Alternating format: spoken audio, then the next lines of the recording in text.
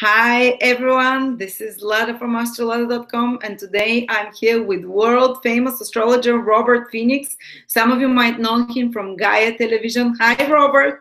Hi Lada, great to be here. Thank you so much. I'm so excited about this webinar. Thank you for having me on. Me too. This is the biggest event of the year and the biggest event for years to come, astrologically speaking. I'm going to give you the word. And I'm just gonna mute myself, put myself on quiet, and if there are any questions, I'll be moderating, but watching in the background, so you can take over from here and do the presentation, and then Q&A at the end. That's how you want to. Yeah, that's right. I've got about 20 slides, 20 pieces of information that we'll go through. And at the end, we'll do Q&A, and if you have any specific questions, I'll do my best to answer them. Fantastic. Well, thank you so much. I'm muting myself now and I'm disappearing. Okay, thank you, Lada. Main stage, thank you. Okay, thank you. See you soon. All right, well, welcome to the webinar today. We're going to be talking about Saturn Capricorn. Thank you, everybody, for signing up. And, well, where do we start?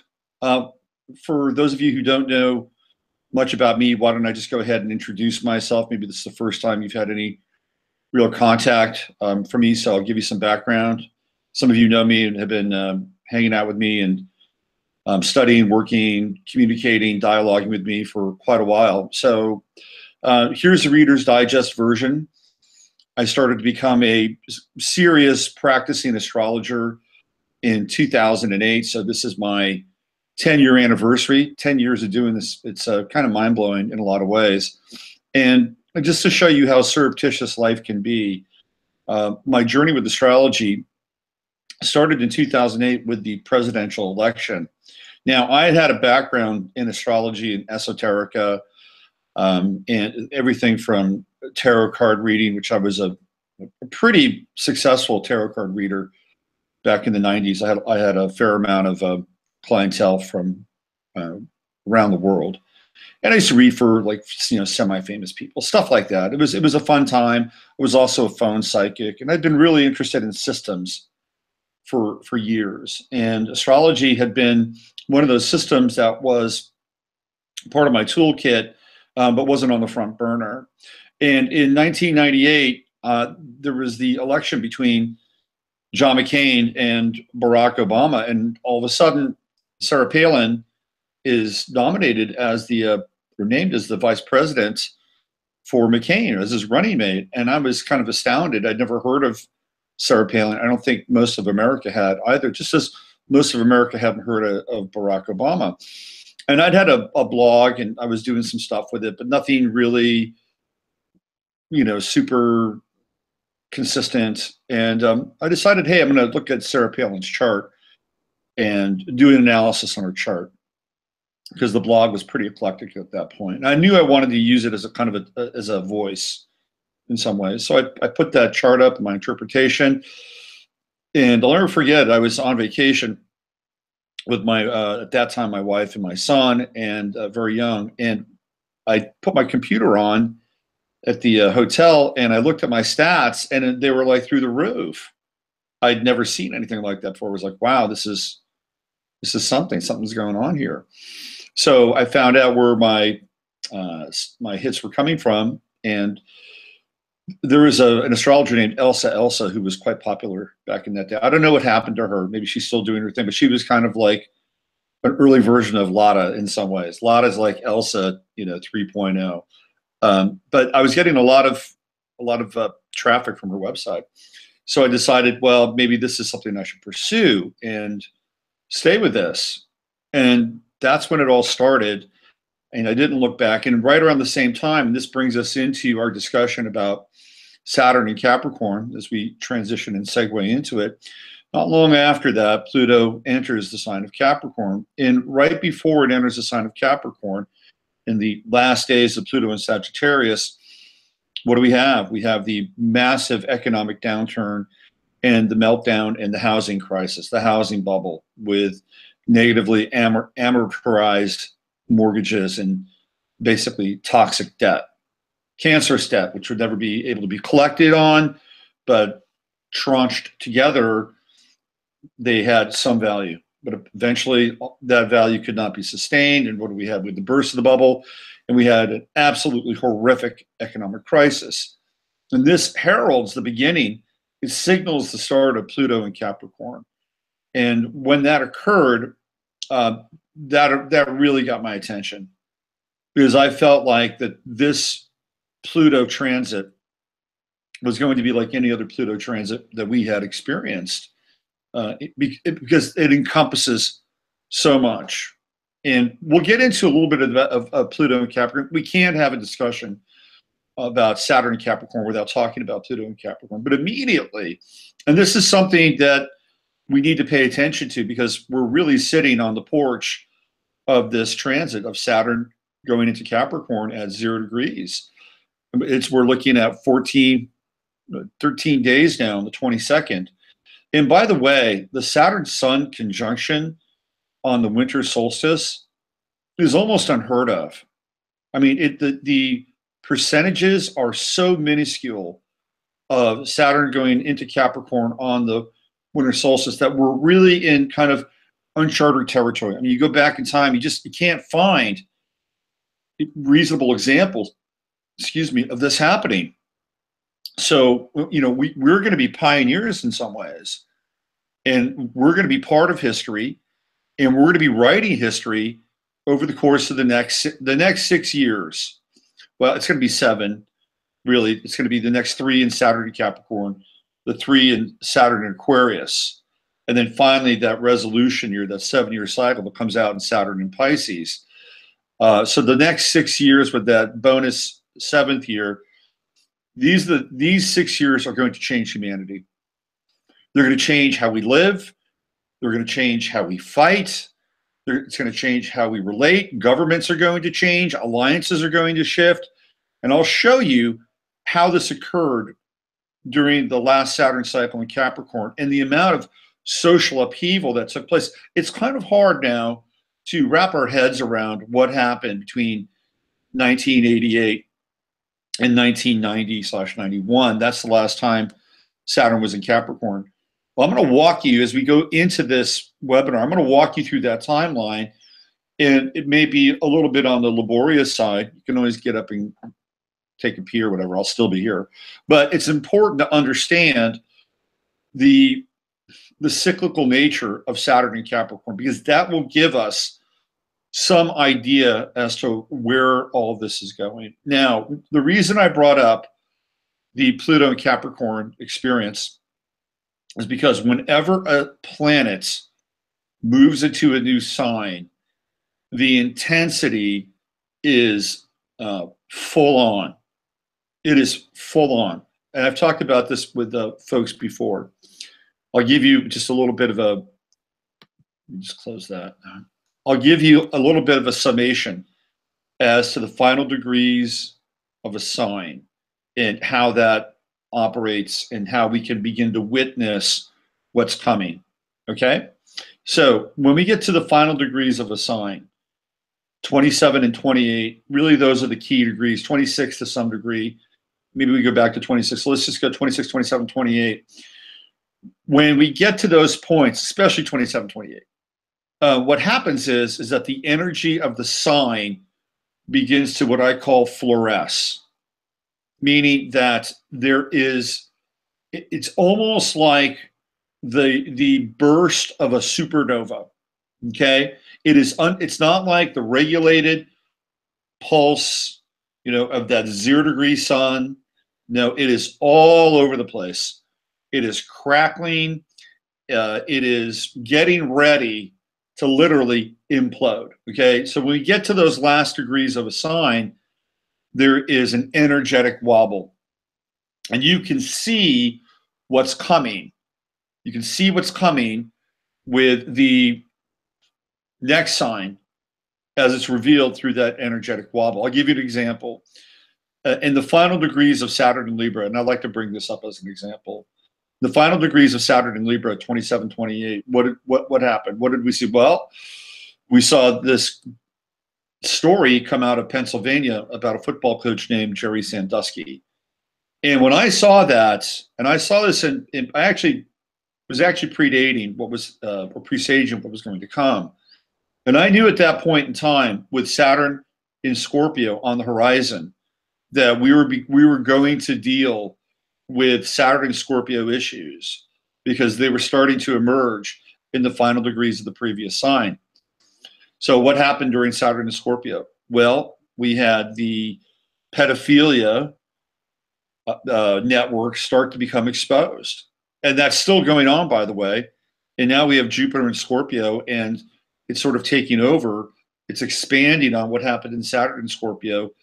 When was that? Back in 2000 and 2010, 2011, right around there. And so what happened is we got a sense as to what was going to take place with the next iteration, or the next movement of that planet, which at that sign, which was Saturn into Scorpio. Now, when a sign hits the 29th degree, that is the anaretic degree. And that's when basically all the power has been just completely leached out of the sign. There's nothing left at that point. I always find it ironic that it's that's the 29th degree usually takes place on the 22nd of any given month, because that's right around when the signs change, right? 21st, 22nd, 23rd, depending upon when you were born and the time of year. I've seen people who are like, I was born on the 22nd of September, and my son is at 29 Virgo. If I'd been born 3 hours later, I'd be 0 Libra. So there was a variance of sometimes just a few hours when this occurs. So the 29th degree is the anaretic degree, and that's when essentially the star has died, right? So think of a supernova. Think of it being completely all over the place, really crazy, radical, uncontrollable energy. And then all of a sudden there's an implosion, there's nothing, zero. And then what do we have after that? We have the birth of a new star, the birth of a new sign, which is what takes place at 0 degrees. So in essence, where we are currently, as we begin to ramp up and talk about Saturn and Capricorn, is we're in the final days of Saturn and Sagittarius. So what can we see now? What can we infer? We're not even really quite at that. Well, I think we're at 26. I think we're at 26, 26. So we're right there. We're right in that alley, that portal space. So what are we seeing right now that's really grabbed our attention over the last week, which is a presaging what's going to take place? It's what happened recently when Trump said that he was going to recognize Jerusalem as the capital of Israel, and thus move, excuse me, he loves getting in on these lectures. You want to say hi to everybody? Say hi to everybody. Get it out of your system. Okay. So what Trump did is he basically, there's a provision with what he did. There's a 6-month kind of delay, and Trump did this during Mercury retrograde. So none of this is really written in stone, but it's already been set into motion. And so what he did is he gave not only credence to the fact that the capital, and this is not, it's like people say, oh, it's just a capital. No, it's more than just a capital, because where they plan on building this embassy is in the Al-Quds area of Palestine, which is very close to the Al-Aqsa Mosque, which is the third most sacred site in the Islamic world. So it's right on the porch of that. They're going to have to go in. They're going to have to portion more land. And from a symbolic perspective, it is tearing down the wall, the theoretical wall between Israel and Palestine, and thus making it one whole nation, right? So for the lovers of the eschaton, this is the symbolic act that they've been waiting for, to make it entirely one nation state of Israel by uniting, even if by force, the capital, or uniting the two areas Gaza, Palestine, and Israel. Now, the goal here is to build the third temple of Solomon. In order to do that, they'll have to go and basically take down the Temple of the Dome, or the Temple of the Rock, Al-Aqsa. This is a very, very complicated, and it is intensely theological, and it locks into prophecy in a huge way. Okay, so let's back up a little bit. And this happened in what? Saturn and Sagittarius. When we deal with Sagittarius, what are we dealing with? We're dealing with religions and belief systems. We're dealing with exoteric religions, mostly dealing with law, philosophy, and Sagittarius can be a very how do I say this? It's a zealous sign, right? So there's this sense of at times dogma, zealotry. Of all the signs, Sagittarius might contain the most potential for bigotry, only because it believes itself to be right. It's not that Sagittarians are inherently bigots. That's not the case. But it can tilt over into a philosophical sense of entitlement in some ways. And bigotry can exist across any line. It doesn't necessarily have to be, one race or one person declaring that they're better or somebody else is inferior. I mean, that can span any race or any culture, much to the popular opinion of social scientists and their cadre of followers and believers. So Sagittarius represents the Orthodox religions primarily, right? It's up in the ninth house, and the ninth house is where we theoretically leave the chart. It's the upper room. It's heaven, or it's that way station between earth and heaven. And all the Fertile Crescent religions are ninth house religions. So therefore, by ninth house and by sign, Sagittarius, they're Sagittarian-based faiths. Okay. So now we have Saturn coming in. And what is Saturn? Well, Saturn is this energy that makes things formal. Saturn is the seal. Saturn is the stamp. When we talk about law, what sign rules law? It's Sagittarius. Sagittarius rules law. Sagittarius makes law, whether it's sacred law, biblical law, rabbinical law, municipal law, whatever. That's Sagittarius coming down from what? Heaven, the Ten Commandments, Moses, right? Coming from the top of the chart, right? From heaven, right down into the ninth house. Boom. This is where we get law. Now, law itself is inert. A law, the only way a law is if it, number one, is if it's observed in practice, and number two, if it's enforced. Well, who do you think does the enforcing of the law? It's Capricorn. Capricorn enforces the law. So we create the law in the ninth house, and we enforce the law in the 10th house. That's how it works. So when we have Saturn and Sagittarius coming together, what do we have? We have the enforcement of law to some degree, right? To some degree. And we, what we've seen through Saturn and Capricorn, of course, has been epic in terms of the interactions between the police and the people in this country, and to some degree other countries. Also, there have been laws that have been passed by the UN and NATO and other NGOs where people are having to be moved from one part of the world to another part of the world. That's another Sagittarian, Saturn and Sagittarian reality that we've gone through. Whether you want to call it the refugee crisis or the migrant crisis. I mean, it's Sagittarius, another country coming into another culture, in this case, oftentimes with vastly different religious practices, vastly different ideas of how to get along and intermingle. And the results, by and large, have been pretty disastrous. But it's been that Capricornian or that Saturnian function that has enforced the Sagittarian element.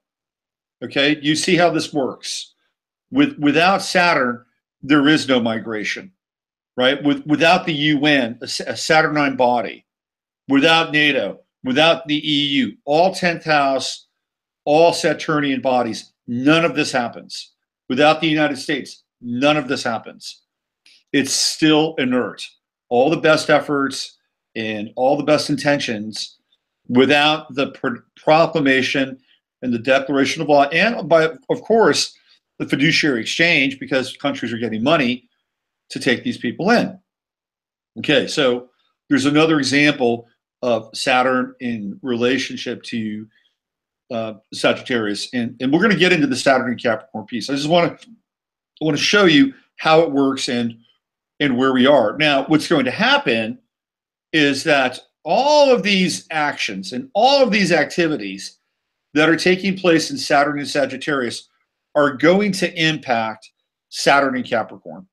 That's what's going to happen. Now we're going to have to deal with the administrative and the, to some degree, the global, well, not to some degree, to a large degree, the global ramifications of these decisions. Even when we talk about something like Israel, Jerusalem, and the moving of the embassy there, we're talking about a clash of not just civilizations, we're talking about a clash of religions. So this is a very Saturn and Sagittarius manifestation, and a forced one at that. So now what will happen? Well, Saturn and Capricorn is going to come in, and it's going to make law. That, I mean, it's the law has been made, right? I mean, this is what happened. Trump said, "Hey, it's on the books. It's been here for 22 years. I'm kicking it up.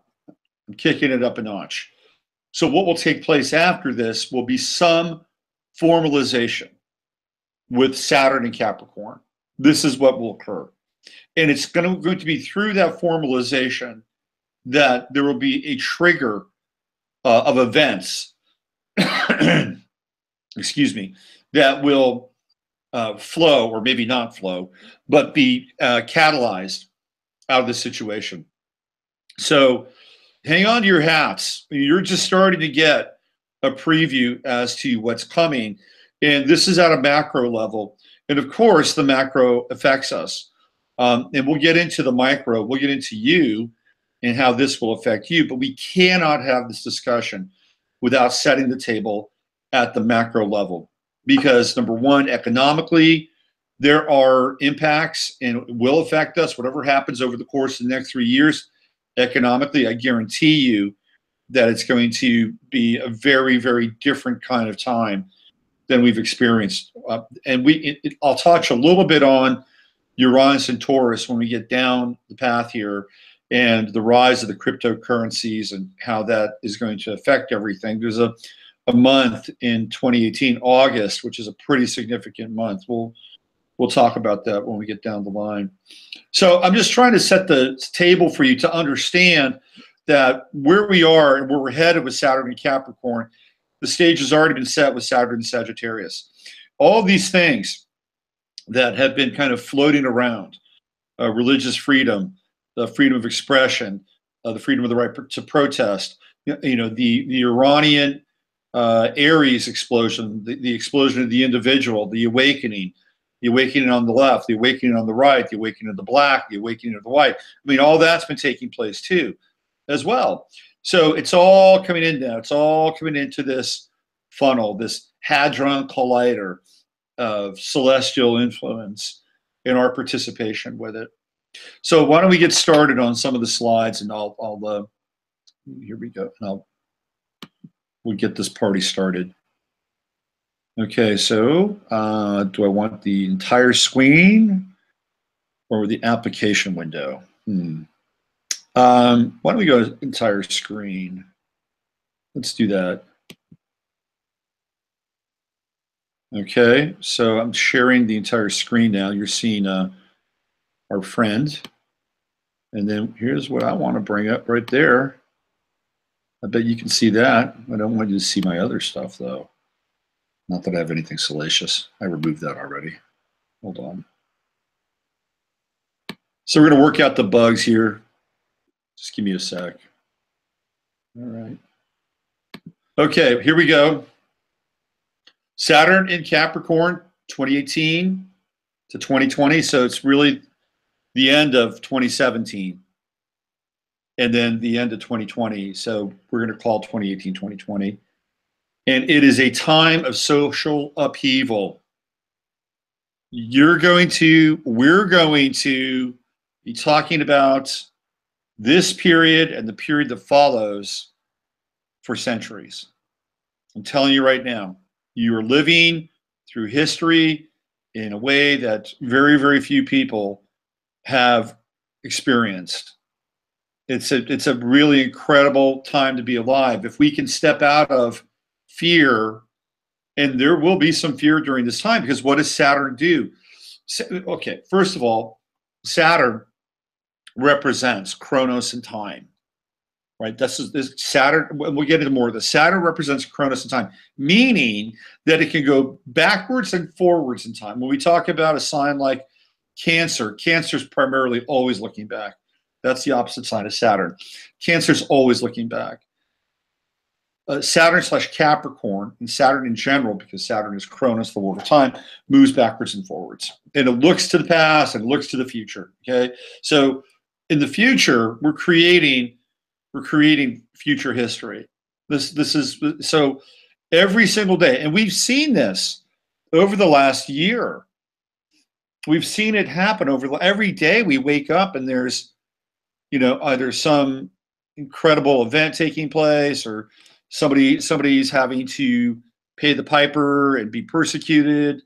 They're going down, or there's an event or a false flag, or there's always something happening. Rarely do we get 3 days in a row where there's not some significant event going down.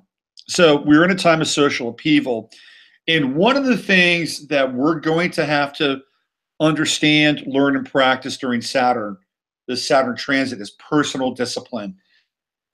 And I know for a lot of people, and myself included, and I even have Saturn in Capricorn, personal discipline can be a really, really challenging thing. Now, if you've already gone through some Saturnian initiations, and what I mean by that is that if you've gone through having to surrender in some way, some level of control, so that you could learn and disabuse yourself of your ego, that is a Saturn initiation.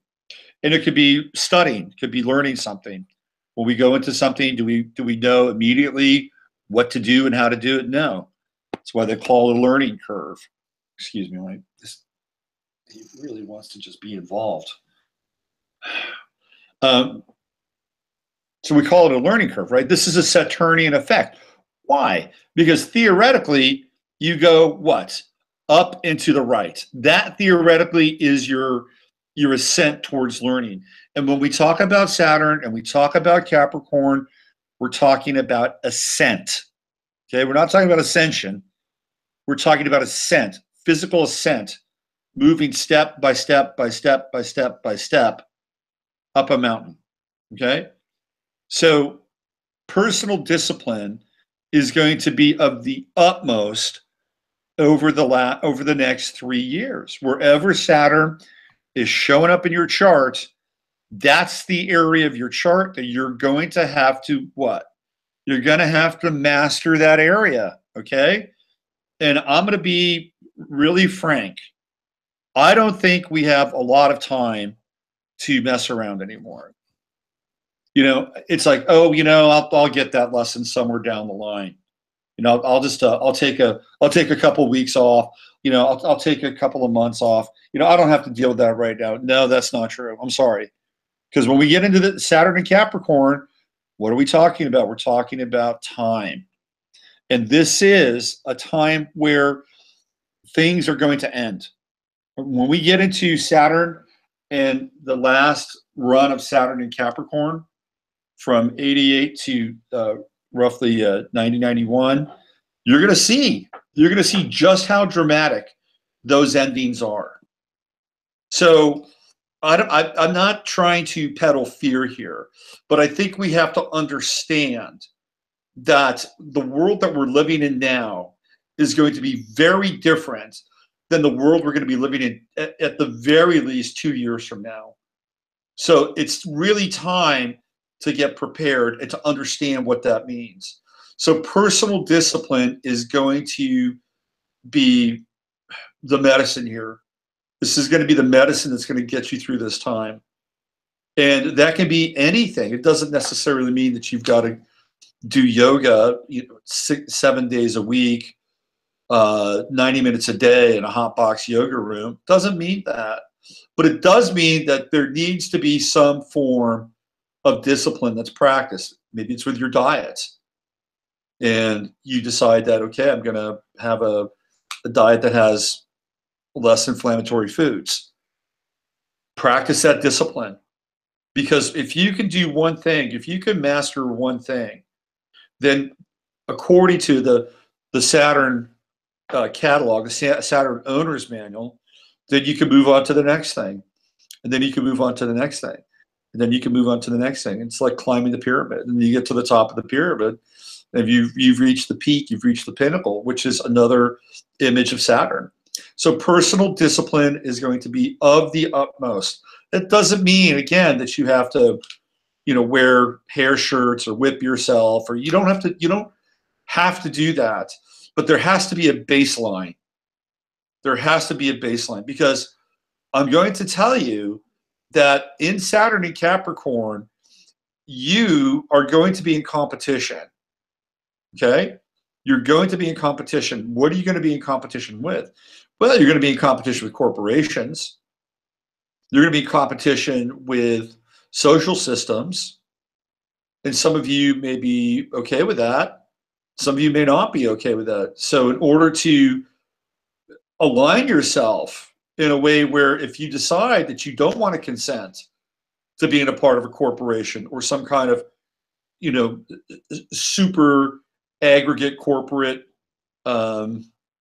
structure, well, let's say Amazon takes over the world, right? That's kind of what we're talking. I mean, I think this could happen too, by the way, unless laws are enacted.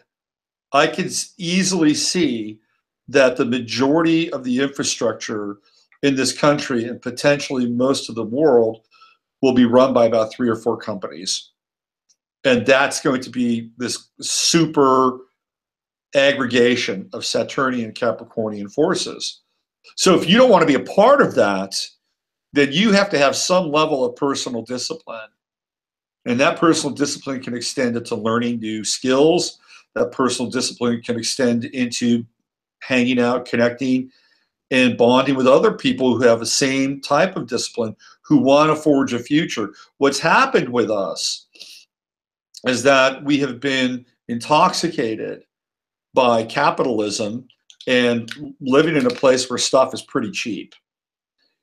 And we've also been entranced to a large extent by a false sense of freedom. Now, granted, we're a lot freer in this country than, say, perhaps China. There's no debate about that.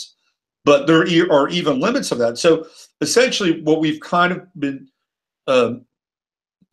integrated into is a free-range society to some degree. So what's going to happen is that when Saturn and Capricorn hits, we're going to be aware of those limits. We're going to be aware of where those boundaries are. And those boundaries will be geopolitical boundaries, but they're also going to be personal boundaries. So this is a really important time to find something, get some personal discipline, whatever area of your chart Saturn's transiting through. That's where it's at. I'll run through all 12 houses. If you've got Saturn transiting through your first house, the discipline is on you. It's on your body. It's on your habits. It's on your patterns. It's setting everything up for the next 30 years of your life. So if you're a Capricorn rising, roughly Saturn's coming through your first house, this is a time where you get to reorder everything. And not only that, but you can really step into yourself. Anybody's got Capricorn on the ascendant, Saturn's going into your first house. This is your time. It sounds like it could be a real drag, a lot of responsibility. No, that's not the case at all. If you accept the mantle of responsibility, you're Capricorn rising, you've got Saturn in your first house, it could be a really empowering time. You've already had Pluto in your first house probably for a while anyway. So Pluto has, cleared the forest, right? That's what Pluto does. Goes through and it just clears things out, and it can be a full full blaze, full burn, transformation, and then Saturn comes in and will bring the new structures. So all you Capricorn rising people who've been waiting for something in your life to change, that change is coming.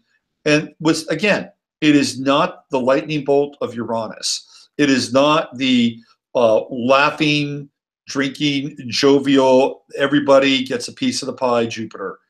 This is Saturn we're talking about. So it is focused, it is dedicated, it is clear, and it is on some level controlled. Okay, so this can be a great time for you Capricorn rising people who have had Pluto mostly in your first house for a while. Personal, let me go through the 12 signs. The second house, if you got Saturn going through your second house in Capricorn, he raises his hand. You've got to get really, really together with your money. You have got to get together with your money, and not just get together with your money, but this is demanding that you step it up and take it to a higher level. It's not just enough to get by. Saturn in the second house or natally is a very difficult aspect, but it's there for a reason, just like everything else is. And the idea is that, again, through the kind of slow inexorable rise, you get to a point where all of a sudden you have mastery. Mastery over what? You have mastery over your resources, your hard assets. And it's not just your hard assets, because the second house represents that core connection that we have to life. The second house binds us to the planet. It brings us corporeality. And when Saturn is in the second house, what do we have? At times we have a constricted relationship with being grounded and on this planet. So here, if Saturn's coming through your second house, this is a time for you to guess what? You get to face your fear about money. You get to face your fear about having enough.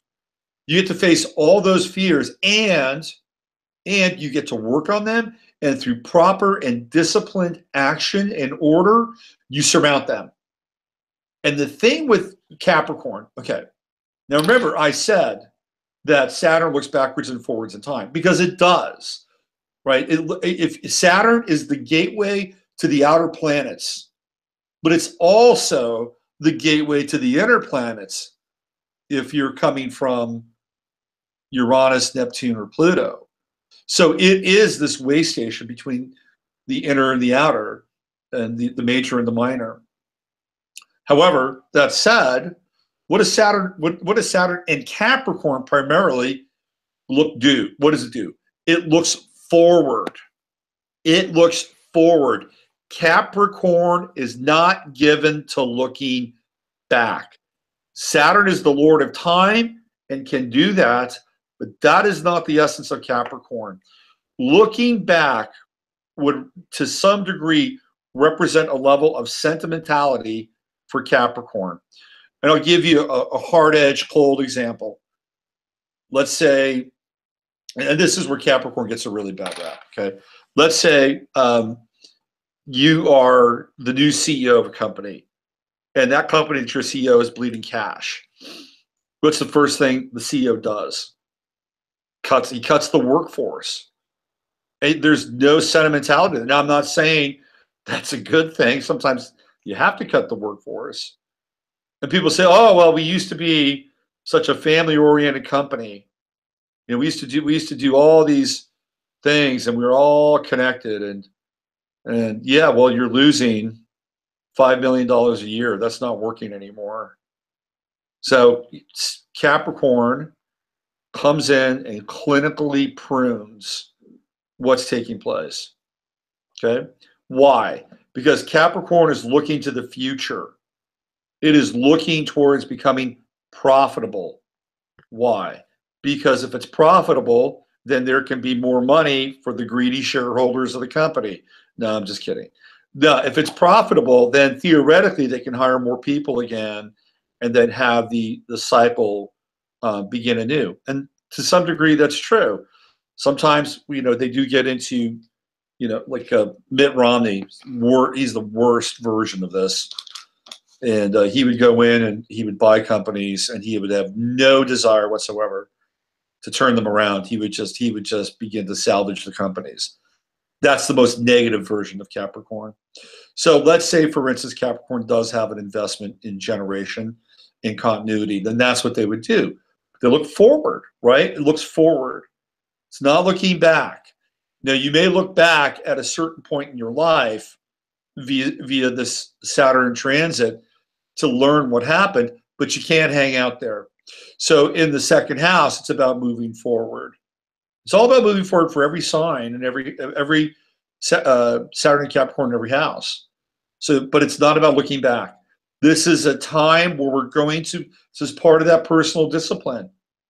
Not looking back. Oh, that thing that I used to eat gave me so much comfort. No. Oh, that relationship that I was in, I used to give me so much comfort, but it's kind of miserable. Not going to cut it. Do you see what I'm talking about here? Saturn and Capricorn is kind of merciless. So we're going to have to practice that. And the big challenge is that we don't wind up becoming like Mitt Romney. Because when we're in that place, we're in that phase, then we're basically a society of sociopaths who really don't care about anybody or anything as long as they get what they want. And that's kind of the negative side of Saturn and Capricorn. So let's go through the various houses. So if you have Saturn transiting your third house during this time, which means that you're going to be what, Aquarius rising? Is that correct? Yeah, Aquarius rising. So you have Saturn going through your third house. You're going to have to work on what? Your communication skills. Instead of being all over the place, which sometimes the third house can be, you're going to have to pick one thing. Find one thing and learn it. You know, whether it's a language, a computer language, whatever that thing is, find one thing and learn it. Don't be completely third housey about it and dabble in everything. Saturn says you pick one and you get really good at it so that maybe you can take it up to the ninth house and teach people. In terms of siblings and the connection with people that are part of your family and your extended family, that can be it can be a difficult time. You have to get the roles straight. If you've got Saturn going through the third house, you're probably going to have to wind up being a parent to one of your siblings. That can be difficult. That can be challenging. Somebody's got to be the adult. If you've got Saturn going through your third house, it's time for you to be the adult. Another potential for somebody with a Saturn third house transit, if you don't like what's going on in the world at large, Saturn in the third house can provide a really excellent opportunity for you to make an impact locally. That means you could run for city government, you could run for a school board, you could do any of those third house kinds of functions, you know, the world around you. So if you are so inclined and Saturn's transiting your third house, you want to make a change, really make a change. Invest yourself in the Saturnian system. And in some ways, there's a lot more power on a local level in a lot of ways. Like you can affect laws, you can affect who invests in the area. In many instances, local governments are part of the top-down process. And at the very least, you'll see how other parts of the government that are above the local level from a hierarchical perspective can work and will work.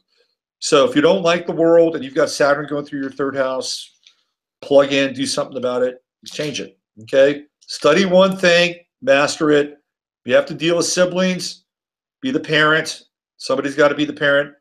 Third, if you don't like the world you're living in, insert yourself and become part of it from a Saturnian and Capricornian angle. Let's go to the fourth house. That's your home, where you grew up. It's your maternal influence. I'd say 8 times out of 10, when I do a reading for somebody and they have Saturn going through the second house, guess what they're thinking about doing? Moving.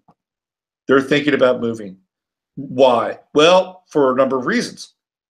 One, because when Saturn goes through that fourth house, you either stay where you're living and you commit, meaning that you're going to take care of the infrastructure that you're going to basically kind of rebuild the place, reinvest in the bones of the house or wherever you're living.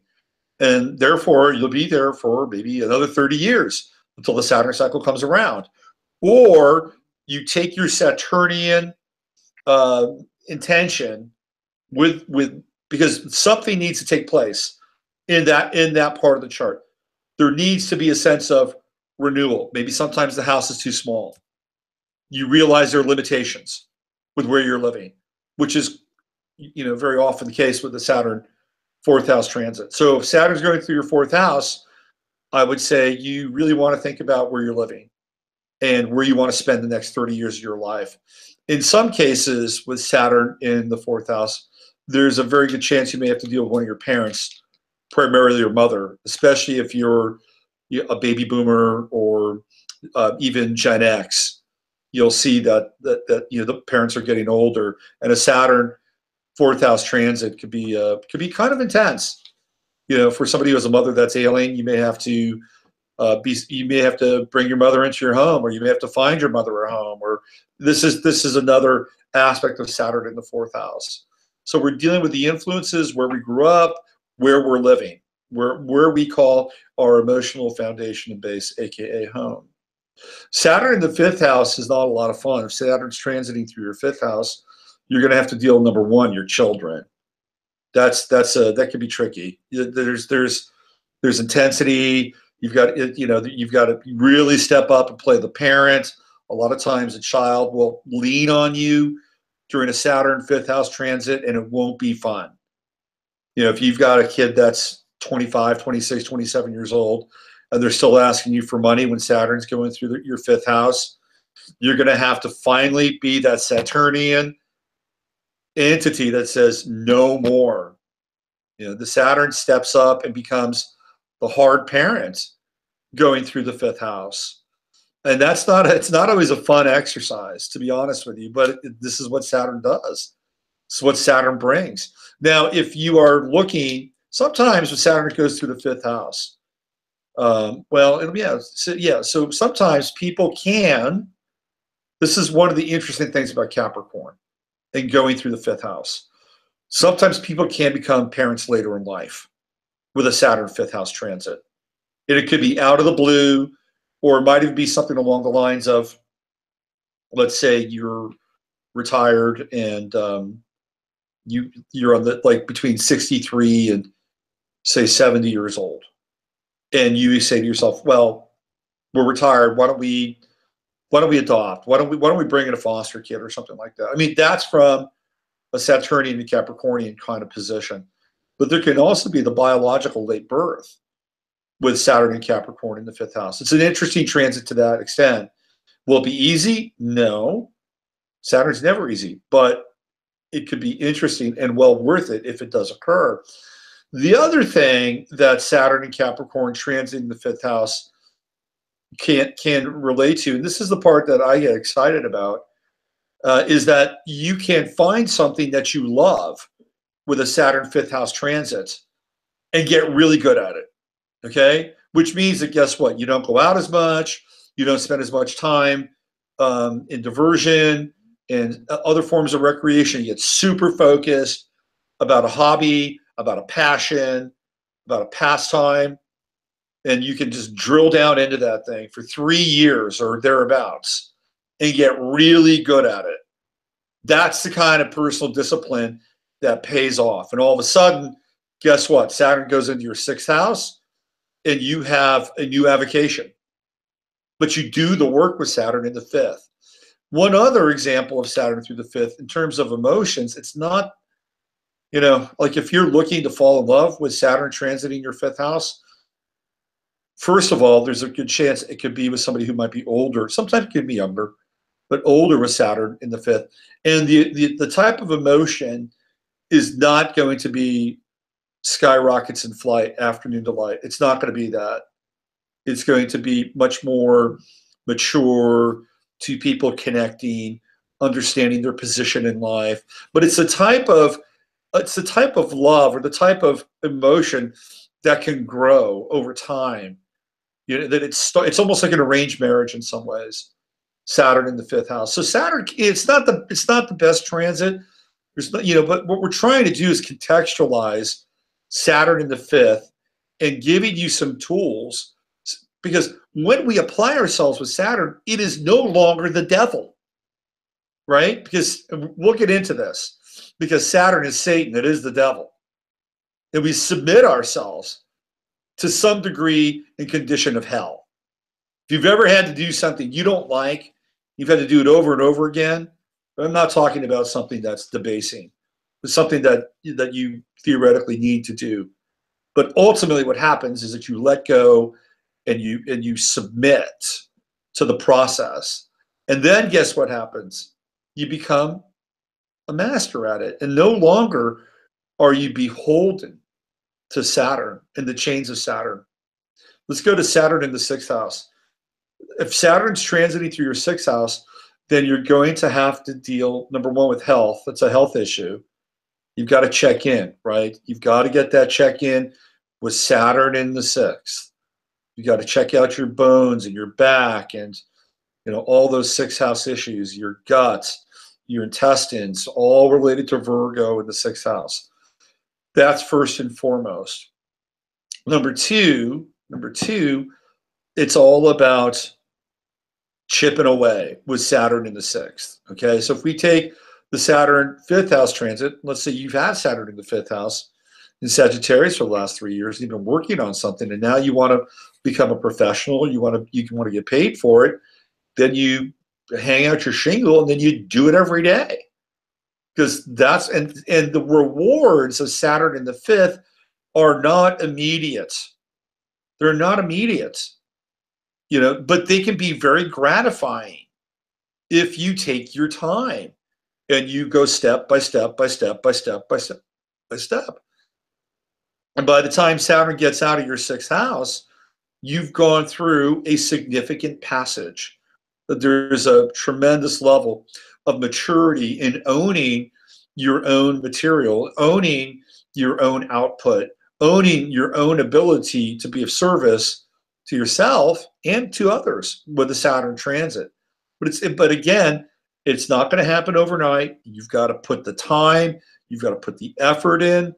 Now, if you're not doing that, and let's say you're working for a corporation, Saturn in the sixth house can be challenging because you'll be dealing with more responsibility, especially if we're coming into a time of economic downturn, which I believe we will be. Just as an aside, we're going to get into this as we continue to go through this. Just as an aside, there's been a really significant strike in Oakland. I don't know if you're following this, but this is a very well-organized strike that is going through the IBEW,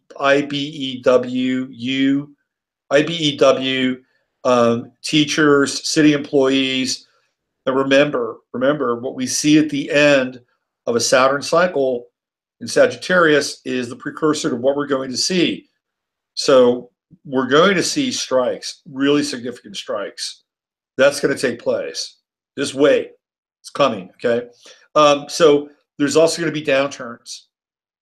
So if you're working for a corporation, you've got Saturn going through your sixth house, you're going to have to practice some form of discipline to get through that time. I'm just going to be straight up and honest with you, because the amount of responsibility that you'll have is going to be significant. Now, there's a payoff.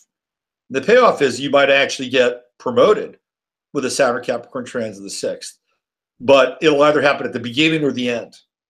It'll be at the beginning. Say, okay, yeah, guess what? You got a new promotion. Oh, great, thanks. Yeah, well, you know, you're going to lose 5 people. What? Right? That's what I'm talking about. Now you've got the promotion, but now you're doing the work for 3 out of those 5 people, and you're staying at work 12 hours, 13 hours a day, working on Saturdays, Saturn's day. Anyway, that's what if you are aligned in that kind of structure, that's what you might be looking forward to. Remember, there is a sense of deliverance with Saturn. Okay, so let's go to Saturn in the seventh house. I have seen people, when I've done readings, Saturn transiting their seventh house, they wind up having the relationship of their lifetime. Okay. Saturn is exalted in the seventh house. And through the transit, it is accidentally exalted. So Saturn really focuses on one-on-one relationships, business partners and life partners. And I've seen people even later in life have that Saturn transit going through the seventh house, and they meet somebody and they have the best relationship in memory. Okay. So for me, when I see Saturn going through that seventh house, it's really limiting the focus on who you're working with, right? If you're all over the place, if you've got a business, and you've got 5 or 6 vendors, work with 2 or 3, maybe 2 at the most. Okay. If you are in a marriage, if you're committed, if you're in a relationship, that Saturn transit is about your relationship. It's about your contract. Your contract. I'll give you a little inside baseball. I don't think Regina will mind me sharing this. But the first time I met Regina Meredith was in Boulder, Colorado, and we went out to breakfast, and we just really clicked. I mean, just like that. And I asked her, "So what's your sign?" She says, "Well, I'm Scorpio, Taurus rising." And she told me her degrees. I'm like, "Oh boy, you got Saturn coming in under your seventh house. I mean, that's pretty intense." You know, I mean, if you're in a relationship, you've got changes coming, and big changes. And she looked at me, and like within less than 5 minutes, her partner, the guy she was married to, I forget his name now, he walks into the restaurant, and I knew at that point that there was going to be something that was going to take place. And so when we have this transit, and we're in a relationship with that transit, then we have to renegotiate our contract in some ways, because Saturn is contractual, especially in the seventh house. So we have to renegotiate our contract. And what does that mean? It means that we either renew the relationship with the Saturn transit in the seventh, or the relationship goes away, that it dies. This is an essential component of the Saturn seventh house transit. So that doesn't mean that you're going to get a divorce, or you're going to leave, or your partner's going to leave, but it is essential when Saturn hits that seventh house cusp and spends up 3 years, 2.5 to 3 years in that house, that you clear out the dead wood and you get real clear and real focused about what the two of you want to do together. And if that takes place, you can have a really successful transit of Saturn in the seventh house. If that doesn't take place, then Saturn becomes a real drag and a real burden, and it gets very heavy, very, very heavy. And if you're unaligned with a person, if you're not in a relationship, Saturn in transiting the seventh house is an opportunity to make that bond, to have that bond stick. Saturn in the eighth house is one of the most important transits in the zodiac. I can't tell you how many times I've seen people with that Saturn. Well, this is primarily, I saw this primarily a few years back, when people had Pluto in their seventh house, which would mean that we'd be talking about Cancer rising. And by the way, of all the rising signs, I'd say the most clients I have are Cancer and Gemini rising. And I would say by and large, overall, the most clients are Libras. Just thought you might like to know that. Anyway, so I'd been seeing Pluto in people's charts in the seventh house, and then that Saturn transit of Pluto in the seventh, and Saturn moving into the eighth. I can't tell you how many people I saw, that women primarily, where their husbands would die during this transit, and then Saturn would go into the eighth house, and then they would deal with things like legacy and will, and they would find all kinds of crazy stuff out, like separate bank accounts, huge amounts of debt. All these secrets would come out. So I'm not saying that that's necessarily the case, but if you've got if you've got Pluto, around 20 degrees, let's say your seventh house cusp is around 16 degrees, and you've got Pluto hanging out right there. Well, let's make it a little bit further. Let's say your seventh house cusp is 13 degrees.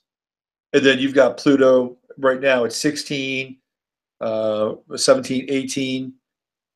There's a really good chance when Saturn comes through that part of your house, right? Pluto's already there. That, again, I don't want to be a fatalist, but at the very least, the relationship you're in must change. It must change. It will not pass through that gateway without any kind of significant change. Okay. So let's say, for instance, Pluto is already in your eighth house. We've got Saturn going through there. So let's say, for instance, that's the case. You're going to have that Saturn transit going through the eighth, and it's going to touch Pluto. That's a major transit. And when Saturn goes through the eighth house, what do? We face our fears. We face our fears. We face death. We face those things that are uncontrollable and dark in the middle of the night. That nobody's around us. We can't turn to. It's a major passage, Saturn through the eighth, and even and because of the fact that there's a really good chance that Pluto's going to be in your eighth house, you're going to have to deal with it. It's just the way it is. And I remember when Saturn went through my eighth house, and it was kind of the death of my relationship with my work, and I had to do something completely different. I was a stay-at-home dad. It was a very intense kind of passage for me. So Saturn eighth house is, at the very least, now you may not be dealing with your own death. I mean, let's not go overboard there. But you may be dealing with the death of a family member. You may be dealing with the passing of a father, especially in the sign of Capricorn, and you'll have to deal with the will as a result, right? That's very eighth house. It's legacies and wills. And also dealing with those parts of our soul that we would consider to be demonic and possessive. This is a major passage, the Saturn going through the eighth house. And what happens is that we die. We die to a certain part of ourselves. And then we're reborn when that Saturn transit goes up into the ninth house. And that's, again, a really incredible and important time, because there's a reformation that takes place. There's a new spiritual learning that takes place. But this is deeply psychological, deeply shamanic. And my recommendation for people that have Saturn transiting through their eighth house, to not be afraid to ask for help, to not be afraid to have people to talk with, whether it's a depth psychologist or working with a shaman or learning some of these elements that can be applied to everyday life. I highly recommend it, because what you want to do is you want to make this passage your ally, right? You want to be able to learn through it, because remember, Saturn's going to bring up our fears. It's going to bring up our limitations. So you want to learn from this passage. And I'm going to tell everybody, what we want to do is we want to stay calm through these Saturn transits. We want to stay calm. We want to breathe. We want to stretch. We want to stretch our bodies. We want to keep our bones in shape. Saturn is the long haul. We're running a marathon here, people. Okay, a marathon. If you've got Saturn transiting through your ninth house, maybe this would be a good time to go back to school. Go back to school late. If you have enough schooling and you have enough inner knowledge, it might be time for you to teach something with Saturn in your ninth house. Clearly, you may find that there could be conditions that are oppressive where you're living, and you may decide that you want to leave. And that leaving may be at a distance. Could be another country, could be another culture, because that's the function of the ninth house. But Saturn in the ninth is taking your belief systems and making them tangible, fungible, and real. And in Capricorn, it's about being an authority. So if you've got Saturn transiting your ninth house, my sense is that it is time for you to come online as a teacher. So if you've been studying, this is your time. The next 3 years will be your time. It could be a really growth-filled experience, and you may start off with 1 or 2 students. You may start off at a small level, but I guarantee you 3 years from now, when that Saturn hits your midheaven, that's the crowning moment of that work. And then you'll spend the next 3 years of your life being recognized for your work. And there's still more work involved, but it goes from the teaching phase to the practical. And not to say that teaching isn't practical and applicable. It is, but it's taking it to the 10th house and it's turning it into some form of either commerce or some form of interface. Like, for instance, when a teacher who teaches at a college gets a government contract and does research for Raytheon, right? That's that interface between the ninth house and the 10th house. So this is what we're talking about. Not to say that you're going to become a defense contractor employee, but it's that wave that takes you from being an authority and sharing that authority with people to all of a sudden being recognized as that authority in the 10th house. Does that make sense? If you've got Saturn transiting your 10th house, this is a great time for you. There may be a lot of hard work involved, but trust me, it'll be worth it. Don't give up.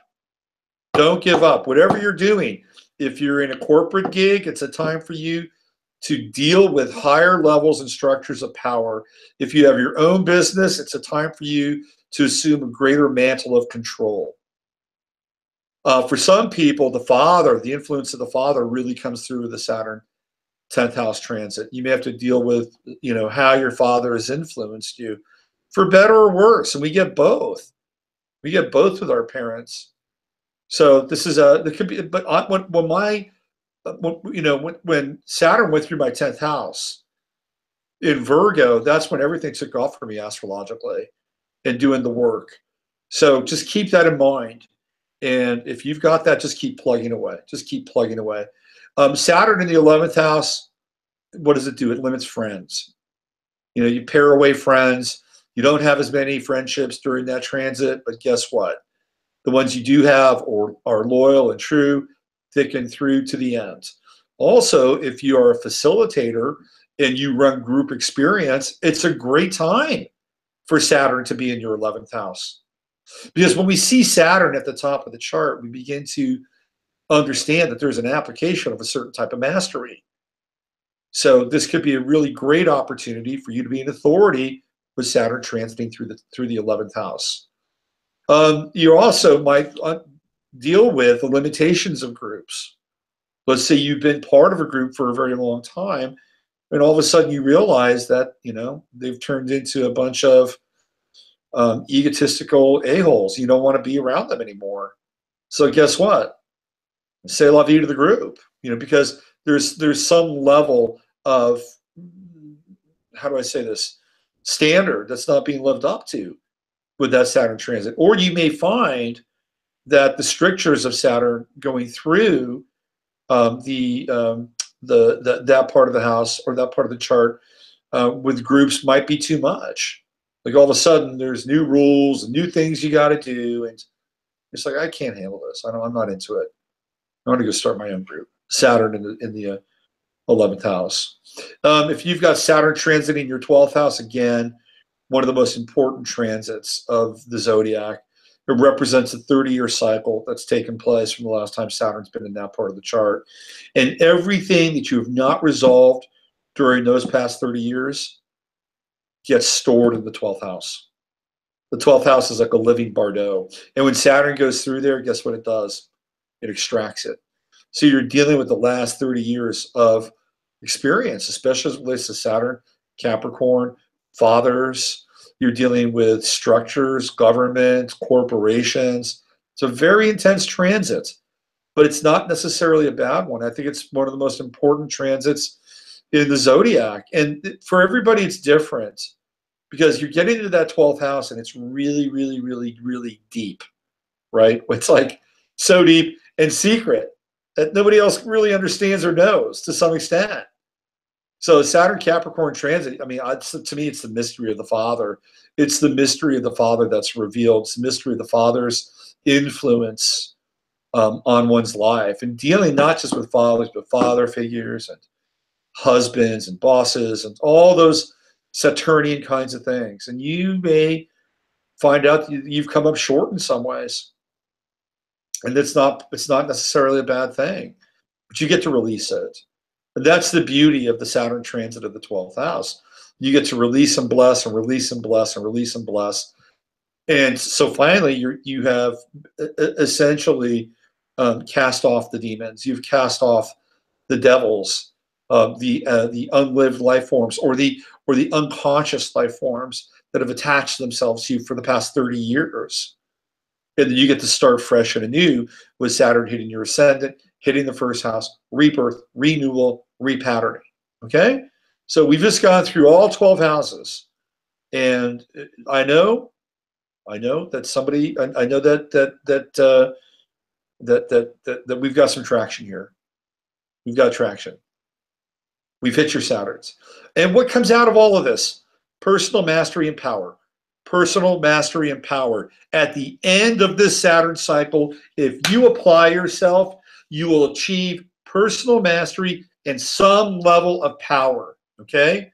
And the power will be worldly power. Worldly power. Let's get that straight.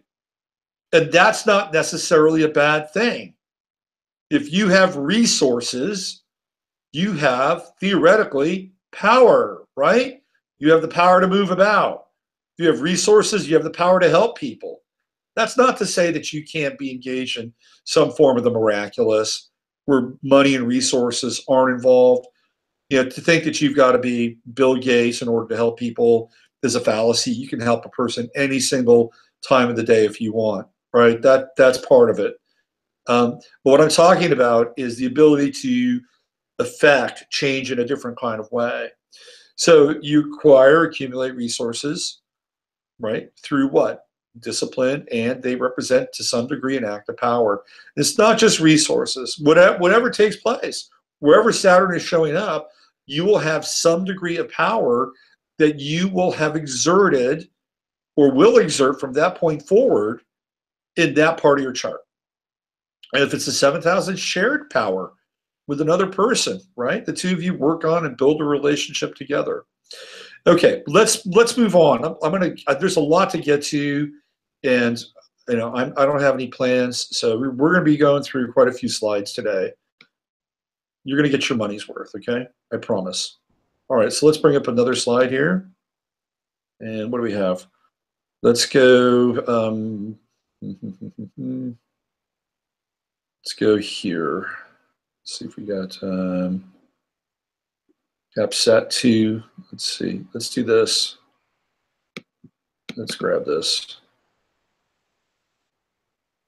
Okay. Who is Saturn? We're going to get into some of the archetypal stuff now. Okay. So this can actually go away. All right. So I can make this bigger. I'd like to make this bigger. Who is Saturn? What is Saturn? Well, we know Saturn's a planet, and we know it has rings, right? Saturn is Sauron. And Saturn, here's Sauron. This is the eye of Sauron. I've turned it upside down. Actually, I've turned it perpendicular so you can actually see the ring within the eye of Sauron. And Sauron and Saturn is what? The Lord of the Rings. That's what Saturn is. It's the Lord of the Rings.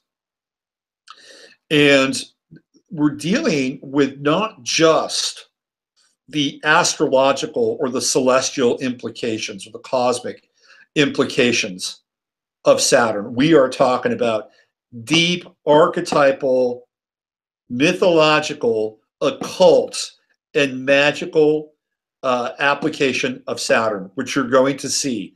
And this is part of the big macro story that you're going to find yourself a part of.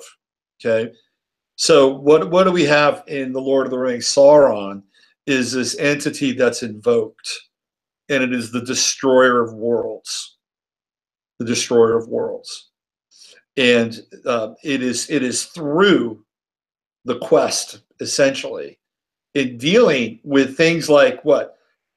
All the lessons that we learn through the Lord of the Rings are the lessons of Saturn.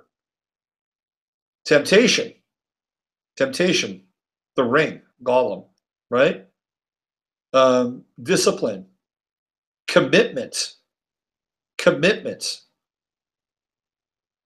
the forces that fought Sauron in the Lord of the Rings were committed, right?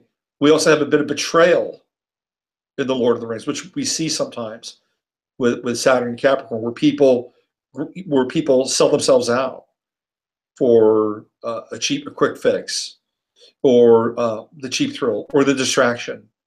But it's through practicing elements and aspects of discipline, commitment, and focus that we're able to hold it together, and we're able to deal with. And these are the elements of Saturn, right? So it's almost like using Saturn's own elements to some degree against it. So Saturn is Sauron, and it is also the Lord of the Rings. So in the dual nature, right, in the dual universe, it represents both the challenge and the victory to some degree, right? To some degree, it is the challenge, and it is the answer, or it is the arrival that takes place once the challenge is met. So they're bound in one systematic archetypal expression. Okay, it's more than that, though. I'm just giving you sort of the cinematic version.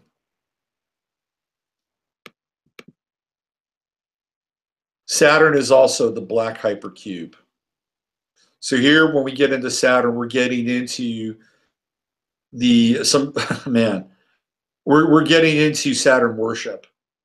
We're getting into Saturnalia. Now, these are cubes. These are cube structures that are all around the world.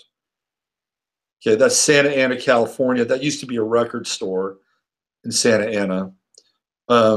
There's the Saturn cube in Manhattan. We have another one in Denmark. And the one in Denmark is fascinating because it's also a grid, right? So we've got cubes within cubes within cubes here in Denmark. And then there's another Saturn cube in black hypercube in Australia. Okay. So what we're dealing with the Saturn hypercube, the black hypercube, is we're dealing with secret societies. Okay, this is what we're dealing with. We're dealing with Saturn worship, deep Saturn worship, and from an astrological perspective, this is their time.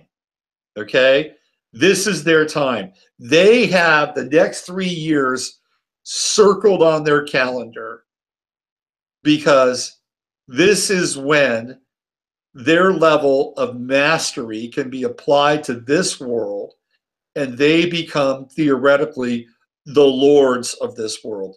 They embody, or they have the potential to embody, Sauron. This is where we are. We are in the gateway of the black hypercube. Now, Saturn is also known as L, and L is the root word of what? It is the root letters of what? Elite, right? Elite. So Saturn is also the cult of the L. So we could spend easily an hour going down this rabbit hole, but because we're going to be, I've got plenty of time, but for the sake of some form of economy, I'm going to step you through some of this. I just wanted to give you some examples of the black hypercube.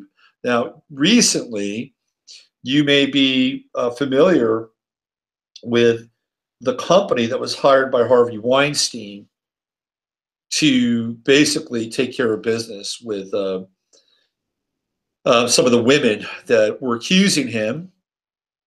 And the name of that company is called Black Cube, right? It's called Black Cube. Where are they from? They're from Israel. They're ex-Mossad agents, and I tried to access their website one day, and they wouldn't let me in on it. It's like they'd already blocked me off. It was quite interesting. But anyway, again, why am I bringing this up? Why am I bringing the connection between Weinstein and this security agency called Black Cube? Because at the end of a Saturn cycle, Saturn in Sagittarius, we're getting a coming attraction as to what's on the horizon.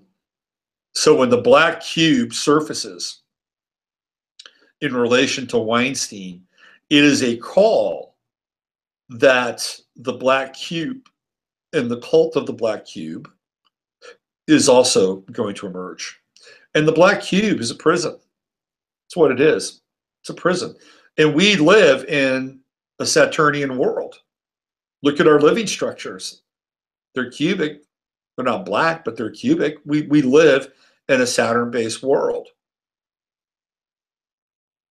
There's a rumor a long time ago that Saturn was the original sun of the solar system. Some of you might be aware of that. And then it died and got ringed off. Contained by the ring makers. Anyway, so I'm giving you these images so you can wrap your head around this a little bit and begin to notice references to the black cube, or begin to notice references to black squares, right? Just keep this in mind, because where we're headed with this now, and it started, by the way, with the announcement that Weinstein's security company, it's called Black Cube, it's the revelation of the method. We're going to see now, they're going to show us, and they have been showing us, ever since Pluto went into Capricorn, where all this is headed, which is the New World religion. We'll get into that a little bit. Let's do another slide. I'm just going to pop in here to give you another example of this black cube.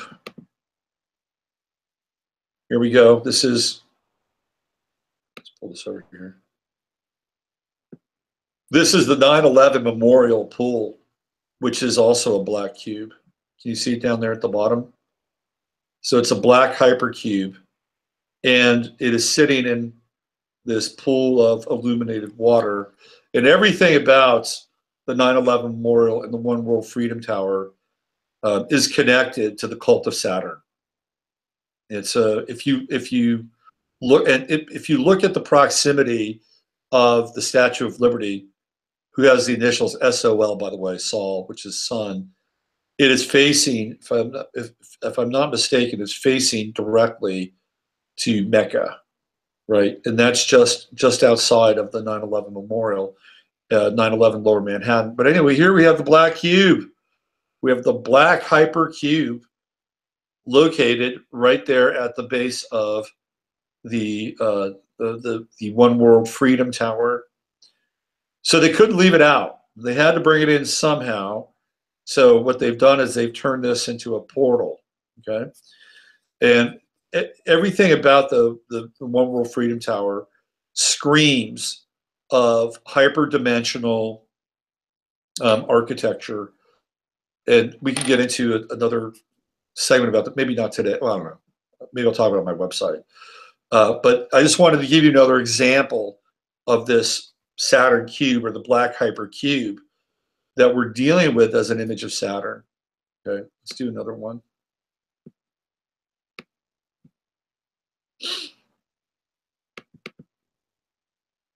We're getting ahead of ourselves. Whoops. Let me go back here. My bad. Here it is. Oh, one more. Here we go. That's what I'm looking for. What do we have here? We have another black hypercube. We have another monument to Saturn. That is the Kaaba, and it's in Mecca. And the rumor is that inside the Kaaba is the Chintamani stone.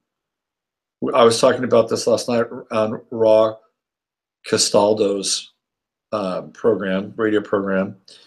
And there's this belief that the Chintamani stone came to Earth. It's a piece of a planet in the Aldebaran system. And it has unique properties and powers.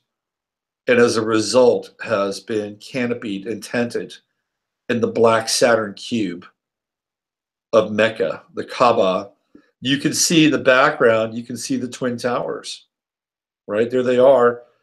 They are Boaz and Jacob, and they have this. They have the same essential geometry as the Twin Towers in New York City, by the way. And the distance between Mecca and the Wailing Wall is 666 miles. I kid you not. 666 miles. And here we have essentially a massive shrine to Saturn. And what's going around? What is going around? The Kaaba. All these people, all the Hajj, right? This is the Hajj. And the people now become the what? The rings of Saturn. They are the rings of Saturn. This is a ritual reenactment of the rings of Saturn. By the way, if you ever look at the headdress of the Saudi Arabians, right? What goes around their head? It's the rings of Saturn. So Saturn, in many ways, is the lord of this planet, theoretically, from a synchromistic and a hyper esoteric perspective, right? Okay. Let's just move that over. Now this is what I wanted to grab here, which is that's not quite it. We'll get there. Let's see.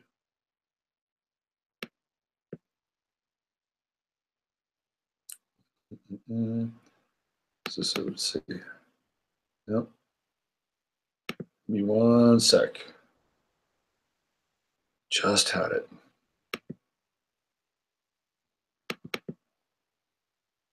No. Let's go down here. No. We'll get to those. Hold on.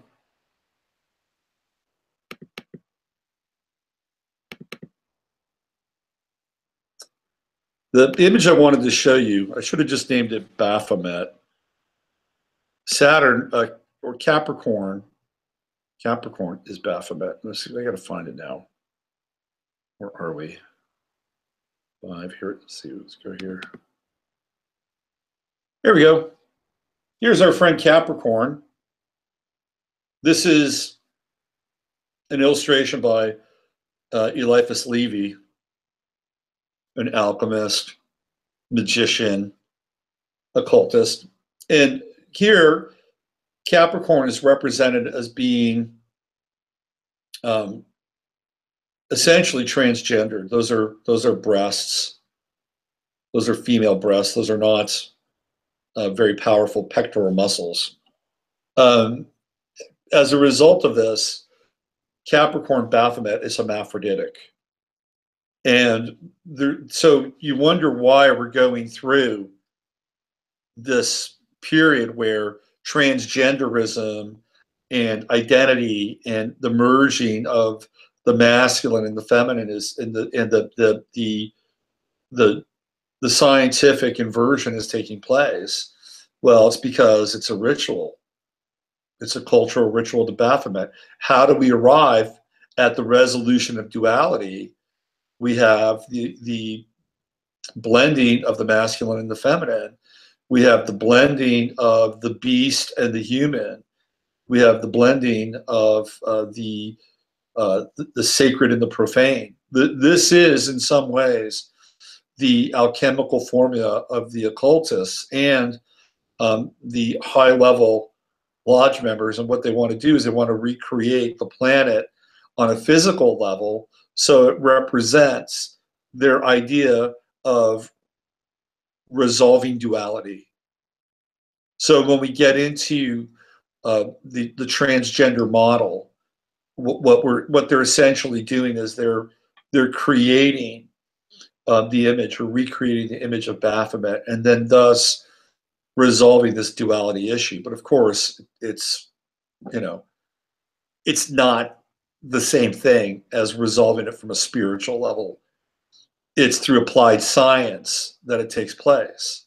So we're also dealing not just with hypercubic imagery. We're not just dealing with the fact that these forces are going to reconstruct our world as we know it based on their esoteric alarm clock going off. right? But we're also talking about the invocation of what we would call the negative or the dark side of Saturn. And in some ways, we all kind of have to go through it to some degree, right? And what I mean by that is that we have to face ourselves. We have to face ourselves as it relates to things like ambition and power and lust and greed. Those are some of the negative, what we would consider the negative manifestations. They're negative if you get stuck there, right? They're not negative if you move through them and you can transcend them. Now, all of a sudden, they don't have any power over you, correct? Right. In which case, they've been pieces to learn through and transcend to some degree. We also have the negative aspect, which is domination, and to some degree slavery, right? Drudgery. These are all kinds of aspects of, like, if you go to hell, what happens? You're dominated, right? If you're in and you don't even have to go to hell to be in hell. You can be in a job that's hell-like. Am I right? We've been there. And what do you have to do? You have to do the same thing over and over and over and over and over again. Go work at an Amazon warehouse in England, and you'll be in hell, right? So this is, again, some of the things that we're going to have to deal with Saturn and Capricorn, are some of these conditions. This is why the strikes are going to happen, by the way. The people, you're going to see this happen. You're going to totally see this happen, because, and it's got to happen. It has to happen before the robots come online. Because once the robots come online, people can strike and they'll be done. Okay? So we have roughly 3 years in order to kind of get this thing right. But if you look at what's happening in these warehouses at Amazon, and you go to places in China where they assemble the iPhones, and they have the suicide nets where people are so depressed and so distraught over their everyday existence because they live where they work. They have these little tiny apartments, and they live there, and they get up and they get out of their apartment and they go to work, and they work for 12 hours a day, do the same thing every single day, and they go back, and this happens. And so what people were doing is they were throwing themselves off, the 5-story, 6-story levels of these factories, and they're committing suicide. Now they have suicide nets. So we're going to be dealing with not just the Saturnian hypercube, which is in the powers and the groups that are associated with them or with it, right? We're also dealing with this version, to some degree, of Capricorn. So this is not going to be an easy time from a cultural level, because this is the clarion call of the elite, and they're in the stretch drive, right? They're in the stretch run of creating the world that they want to become essentially masters over. This is where we are. The next 6 years are going to determine, to a large degree, who's going to run this planet. And that's why the next 3 years in Saturn and Capricorn, you're going to have to get your shit together. Okay.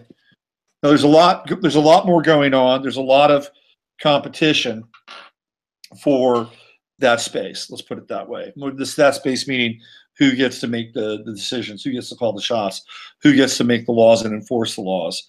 But as a result of this, we're going to see huge government overreach over the course of the next 3 years. All right, so let's do another slide here. I think we're going to get current pretty soon. Okay, I just wanted to give you some imagery so you can wrap your head around this. Here we have the sort of the stripped down version of what the constellation of Capricorn looks like.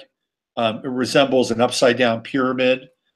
You can actually see it here in the illustration of the constellation, which is a sea goat. Capricorn is a sea goat. It's not just the goat. And here's another Neo-Sumerian illustration of the man, the fish man, which I believe is a representation of Enki, And I think if you go back far enough, you'd be able to find the sources and the roots between Enki and the sign of Capricorn. And the sea goat is an interesting image because the fish part of it represents our relationship to our emotions, and to be able to dive into things deeply and profoundly.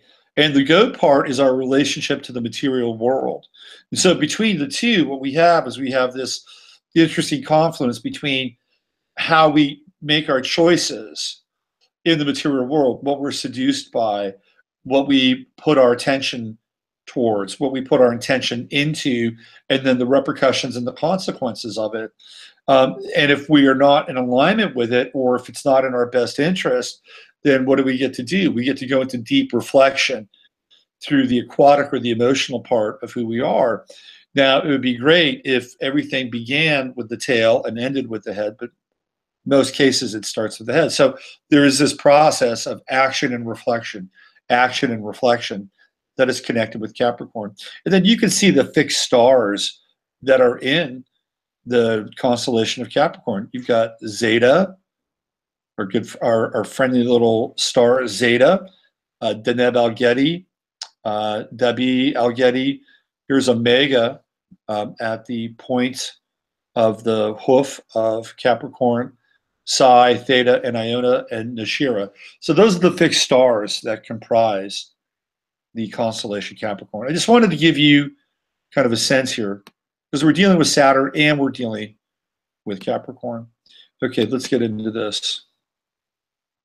So the astrological qualities of Capricorn: it's cardinal, it's earth, it's feminine, it's Saturn's day, Saturday, and Capricorn rules the knees, the skin, and the entire skeletal structure. What I find interesting about Capricorn as an earth sign, and maybe this is the hermaphroditic quality that Baphomet has, that's a part of it, is that of all the earth signs, I find Capricorn the least feminine. And that doesn't mean that if you're a Capricorn woman that you're not feminine. I just find that the energy itself tends, since it's cardinal, tends to be more on the active side. It's more on the aggressive side. It's not like the energy of Taurus, which is, you know, the essence of feminine, ruled by Venus. It's not like the essence of Virgo, which to some degree is also very feminine. It's a virgin, but since it's ruled by Mercury, it can be hermaphroditic as well, both masculine and feminine. But to me, Capricorn feels much more masculine than the two other signs that are both earth and both feminine. So, but it is a feminine sign. It just tends to be, in my estimation, a bit more on the masculine tip. Okay, so let's get down into the nuts and bolts here. So Saturn's going to be in Capricorn in 2018 from 1 to 11 degrees. Okay, so starts off at 0 degrees on the winter solstice, and it goes to 1 degree after the first of the year. And that's where it'll be throughout 2018. It goes retrograde on the 18th of April at 9 degrees. What's really interesting at that time is that Chiron goes into Aries. It's going to be, you know, very, very, so there's going to be a time where Saturn and Chiron are going to be in conflict with one another. So Chiron just goes into Aries at 0 degrees. It won't be in a classic square at that point.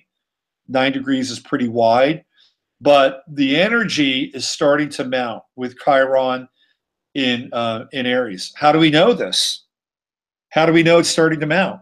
Well, where's Chiron now? It's in the final degrees of Pisces. And what are we seeing? We're seeing, you know, the shadow of what's been going on in men's lives, like particularly prominent men: Matt Lauer, Harvey Weinstein, Al Franken, Roy Moore. I mean, all these guys, right? We're seeing this kind of vulnerable part of who they are now being exposed, which is their private life. And that's a precursor to what's coming with Chiron and Aries. But it's going to be a very interesting time where men are going to really get into kind of reconstructing who they are. That we could do a whole webinar on that. But right there on the 18th, 2 days later, 420, Chiron goes into Aries. Saturn goes retrograde at 9 degrees, and it goes direct on 9/6 at 2 degrees. Okay, so that 2 degrees is really kind of an interesting time as well. There's going to be a Mars-Saturn conjunction at 8 degrees on the 1st of April. Okay, actually, you know what I wanted to do? I wanted to do something else here. Let me just go back in time so I can find this thing. Hold on. Just did this one. Give me 1 sec. I got into a different kind of numbering system. Okay. It's Mercury retrograde. I get 1 pass, right? We're going to get to this. Okay, so Saturn goes into Capricorn 12/22/17 on the solstice. Now, the sun, there's going to be a Sun-Saturn conjunction, which we talked about. That's an extremely rare celestial event. So I went into the Sabian symbols to see what 1 Capricorn was, because we always read up for the next symbol, right? Next degree. So this is the Sabian symbol for 1 Capricorn. An Indian chief claims power from the assembled tribe. So the keynote here, this is the Rudyard interpretation. The keynote is the power and responsibility implied in any claim for leadership. The religious ideal implied in the preceding symbol has now materialized or crystallized into sheer power. The power to lead the community and to ensure its welfare and even its physical survival. The energies released through group cooperation, Libra, deepen and emotionally experience as forces of great potency, Scorpio, in giving meaning and conscious purpose, Sagittarius, are now stabilized and hierarchized. That's Capricorn, the hierarchalization. The power of the group is turned into a measurable and carefully managed capital. The words chief and capital come from the same Latin word, caput, meaning head. A time comes in many lives when the individual finds himself placed in a situation that allows him to assume power over his comrades, however limited this power may be. It complements its polar opposite, the summer solstice degree, which refers to the acceptance by the individual of a new kind of allegiance as a foundation for the integration of his mature personality. Such a foundation may but not need refer to establishing a home. Okay, so Rudyard says that this is the first stage of a fivefold process, the 55th sequence of 5 symbols. It refers to the capacity latent in every individual. Let me repeat that. Every individual to acclaim and assume authority in a vital group situation. This is the clarion call at the 1st degree of Capricorn. So on this winter solstice at 0 degrees, Saturn in Capricorn with the sun, Saturn in Capricorn, the sun in Capricorn at 0 degrees, Saturn in Capricorn at 0 degrees. Here, your best strategy is to really give some thought, some considerable thought about what area of your life you want to assume authority over, that you want to claim power over. We're going to be talking about power a lot during Saturn and Capricorn. You may as well get used to it. You may hear it in the media. You may hear it in the alternative media. You may hear it through your friends, how they have it, how they don't have it, who has it, who doesn't have it. It's going to be a word that's going to be fairly popular and common. Get used to it. How do we deal with power in a sense that is not egoic? That's a Zen koan. On 12/22, wrap your head around this idea around personal power, personal authority. Where is it in your life, in your chart, that you want to say, I'm grabbing this, This is mine. This is where you, the Indian chief, no matter what sex you are, this is where you claim power from the assembled tribe. What is the assembled tribe? The assembled tribe is parts of yourself. The assembled tribe is the father, the baseball coach, the mother, the soccer mom, the grandmother, the teacher. All these roles that we play, those are the assembled tribe inside of ourselves. And so the chief says, I'm taking control. I'm claiming power. I'm running the show. This is the development of an essential part of who you are and who we will be through this Saturn Capricorn transit, okay? Because I guarantee you, there are big chiefs out there that are doing the same thing.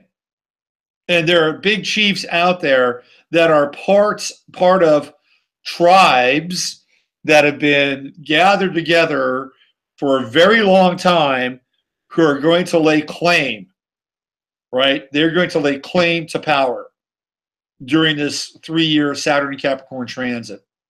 Whatever that means, right? It could mean somebody saying, hey, we've got all these indictments, we're going to serve them, and guess what? We're going to have martial law, because the only way we can get rid of the scum and drain the swamp is if we suspend all this activity, then we freeze everything, right? This is what I'm talking about. And it's not just potentially for this country and, you know, the role that Trump or whomever might play. I mean, there are a lot of chiefs out there. There are a lot of chiefs, and they're all jockeying, trying to some degree or another, claim some significant piece, or right. Think of that. Don't think of chiefs. Think of think of mafia gangs, right? In the head of these rival gangs. These are the chiefs. This is a process we're going to be going through. It's going to be a very interesting process to see. Will it be one chief? Will it be, you know, one, you know, sort of, you know, da capo, right? Will be one character who will try to, you know, run the table and claim the power over everybody during Saturn and Capricorn. You know, is this the language of the Antichrist? I don't know. We're going to be in interesting times. We're going to see stuff over the course of the next 3 years it's going to blow your mind. So you better wrap your head around getting your tribe assembled. And that could be even your family tribe, for that matter, too, right? I mean, let's say you have a role in the family. It's like, hey, we're going to do this. Let's think about this. You know, let's not even think about it. We're just going to do this. You know, but before you do that, get unified inside of yourself. Claim power over those parts of who you are, those various personas, the roles that you play. One must emerge and say, I'm running the show, and this is what we're going to do. It's essential. Okay, so let's go back to this slide, because this was supposed to follow it. All right, now, at that degree where Capricorn goes retrograde at 9 degrees, actually goes, so this is supposed to be Capricorn 10. Make a note of that at home. It's not Capricorn 9, it's Capricorn 10. And the Sabian symbol is an angel carrying a harp, which I thought was a really interesting contrast to the last symbol, which was the chief claiming power over the assembled tribe. And what this says to me is that if I can, you know, travel into the future at on the 18th of April, that to me, that's going to represent a crisis point. There's a crisis point right around 418, 419, and of course the classic 420. This is a social and global crisis with the Saturn retrograde. This is my personal take. Okay, because there's just too much happening right there. We've got Chiron moving in from Pisces to Aries. It's martial action, and we're in that 420 zone, 418, 419, 420 zone where they have the sacrifices to Moloch. So this is a very, very intense phase we're looking at here. So the symbol is an angel carrying a harp, the revelation of the spiritual meaning and purpose at the core of any life situation. The picture simply says that heaven is within us. All we have to do is be open and listen to the total harmony of life, a harmony in which we play a part that is necessary to the completeness and meaning of the whole. In order to do this, we have to surrender our separative ego consciousness and flow with the universal current, which to the religiously minded person is the will of God. So Rudyard says this is the fourth symbol of the series. The technique implies is that of attunement to the rhythm of universal life. Angels are to be considered personalizations of various aspects of this life and totally subservient to its rhythms and purposes. So when we have crisis, what do we have the opportunity for? We have the opportunity for intervention. We have the opportunity for divine intervention. So even though we can set our gaze upon the horizon, and that's what I'm doing here. I'm looking at this 4/18 date with the first retrograde of Saturn, right at that time where Chiron is going into Aries, and it is the ritual of Molech, where they burn babies. Right. This is where it's at. 4/18, 4/19, 4/20. This is when the Waco event took place. That was on the ritual of Molech, when Waco burned to the ground. But when we have these moments where the divine or the sacred can enter into our affairs. Well, why? Because we'll see things and we'll deal with things that are going to be beyond our comprehension. They're going to be beyond our ability to understand why certain things are occurring. And at that point in time, each and every one of us who has a spiritual responsibility to ourselves and to the people that are in our lives and the world around us, well, that's where we really activate and we go inside and we're looking deeply, deeply for not answers. We're looking for connection. We're looking for current. We're looking to attune ourselves to a vibration that is higher than what's taking place. Okay? So it's not all fire and brimstone, right? It's not all, being caged in the Saturnian hypercube and being caged and held in there by Baphomets. I mean, we're going to be dealing with these forces. That much is a given, okay? I guarantee you right now, the revelation of the method has just begun. The cards are going to be on the table, and we're going to see where this world is headed. But at the same time, it offers us an opportunity to tap in a way that is really powerful. So Mars-Saturn conjunction at 8 degrees on 4/1. Okay, this is what I was looking at here. At 4/1, that's where this Mars-Saturn conjunction is, and that's the precursor to the retrograde on 4/18. So that's 17 days away. So that symbol, that Sabian symbol, is actually appropriate for both. It's 9 degrees, and Mars, that Mars-Saturn conjunction on the 1st, that's April Fool's Day. That's a very powerful conjunction. Really, really powerful conjunction. Why? Well, because number one, it's incredibly frustrating. You ever have a Mars-Saturn transit in your chart, and Saturn on Mars is the most difficult. That's a really challenging conjunction because it takes so long to clear, right? And you have to learn patience really quickly with that Saturn-Mars conjunction. The Mars-Saturn conjunctions don't last as long. They go on for about 4 or 5 days at the most, intensely. But the energy of a Mars-Saturn conjunction is incredibly frustrating. Mars-Saturn conjunction, Mars comes in and you want to change the Saturnian conditions in your life. You want to be able to take a blowtorch to Saturn with Mars when you get that conjunction. When Saturn comes in and conjuncts Mars, it's the outside, right? It's the forces of Saturn that bear down upon Mars and make it more difficult. When Saturn hit my Mars, like I said, I became a stay-at-home dad, right? It basically said, okay, you're a father now, Saturn, put a cap on your Mars. It's like, okay, I don't get to do my Mars trip anymore. So when they're conjunct, and they're going to be conjunct, and that's when they're going to be conjunct in pretty much everybody's chart. This image of an angel carrying a harp, because this is a crisis moment. This Mars-Saturn conjunction, and Mars is going to be in Capricorn and Aquarius for 6 months out of the year in 2018. Mars goes into Capricorn in April, and it comes out in Aquarius in October.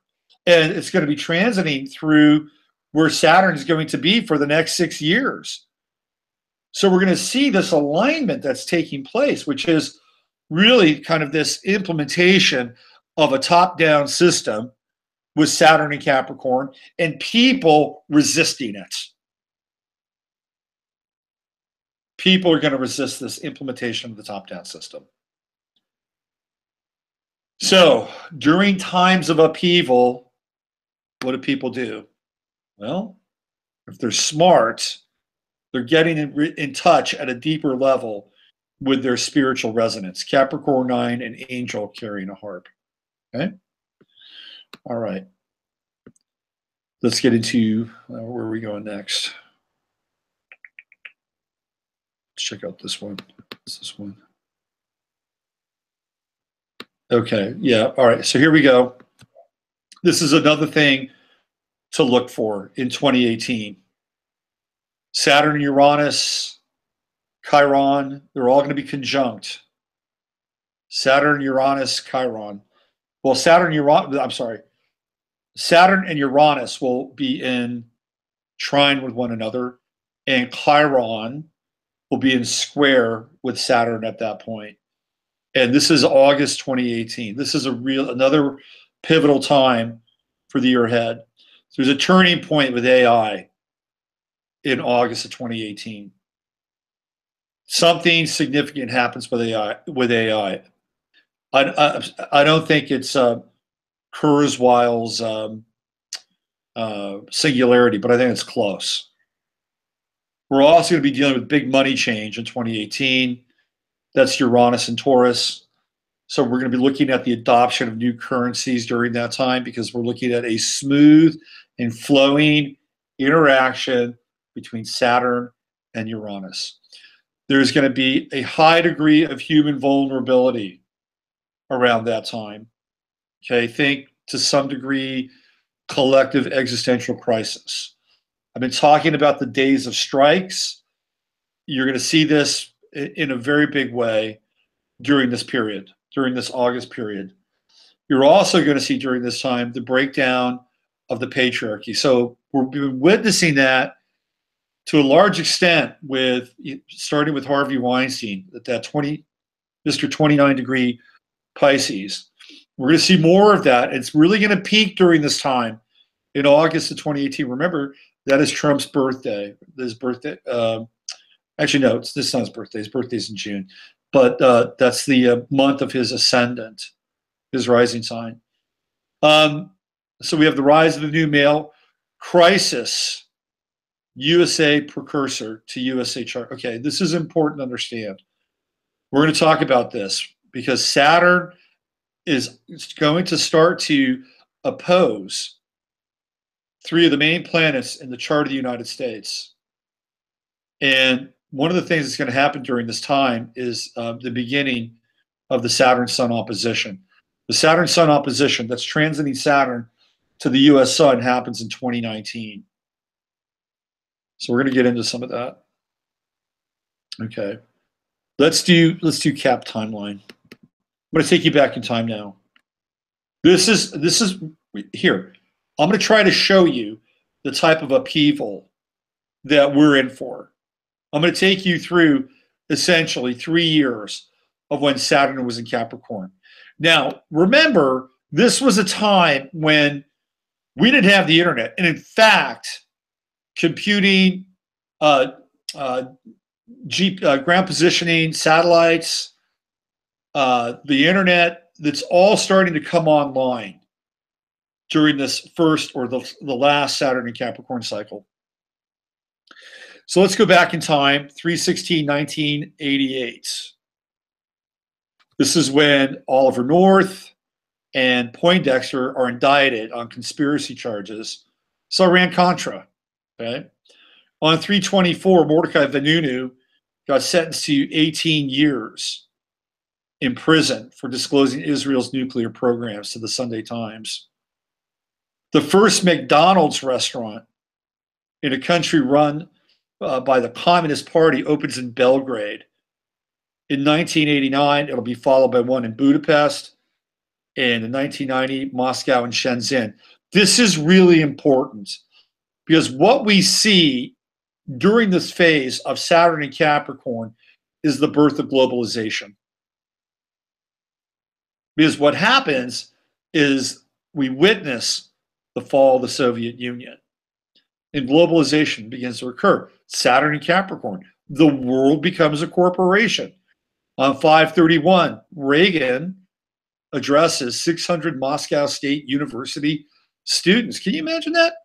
Reagan goes to Russia and starts to talk to students at a college. On the 23rd of June, this is interesting, James Hansen testifies to the Senate that man-made global warming has begun. Just a couple months later, Al-Qaeda is formed by Osama bin Laden. Just look at that for a second, okay? We have global warming, we have Al-Qaeda and bin Laden, and we have Reagan tearing down on 10/27 the U.S. Embassy in Moscow because there were listening devices all over that place. So in a span, roughly, of 4 months, what do we have?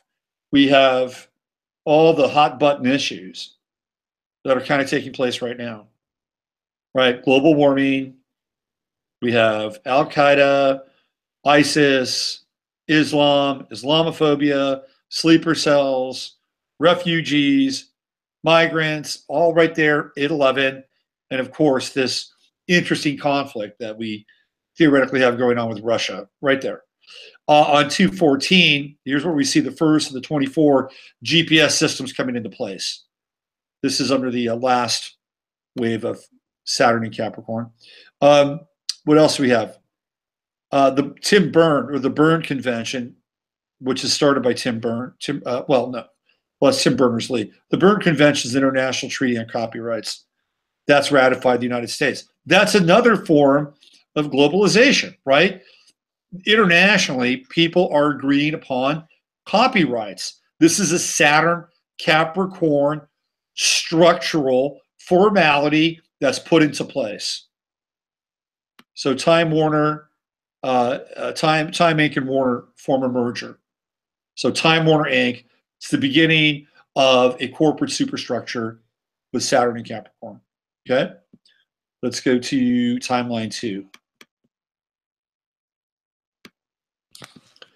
So 3/26, this is timeline 2. This is 1989. Let me just get into timeline 3 up here too. Okay, so this is 1989. On 3/26, the first contested elections for the Soviet Parliament, the Congress of the People's Deputies, result in losses for the Communist Party. That's a big deal. On 4/14, hold on a sec. Let me just get back here. Get back to the timelines. That's 90. Sort this out. Give me a second. And that's 1990.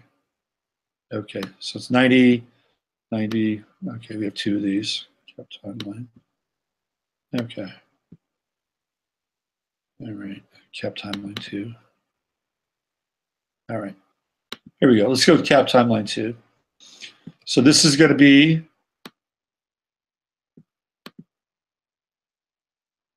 okay, so 1989. So we're in this next, let me just close this up here.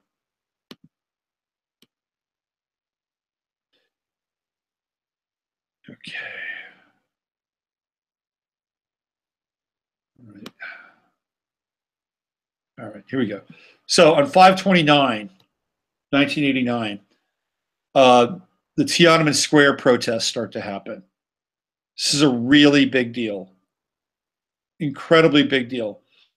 So we have the 10-foot, 10-meter, 33 feet high Goddess of Democracy statue that's unveiled at Tiananmen Square. On 6/4, Tiananmen Square crackdown takes place in Beijing. The army approaches the square. The final standoff in the square is covered on live television. Also on 6/4, Solidarity's victory in Polish elections is the first of many anti-communist revolutions in Central and Eastern Europe. On 7/5, we have P.W. Botha facing the imprisoned Nelson Mandela. This is all roughly in a 3-month span. I mean, could you imagine what would happen if they had the internet in 1988, 1989, 1990? This is Titanic. I mean, you had the world disassembling at that point in time. I mean, you had communist structures that are falling. You've got McDonald's moving to China.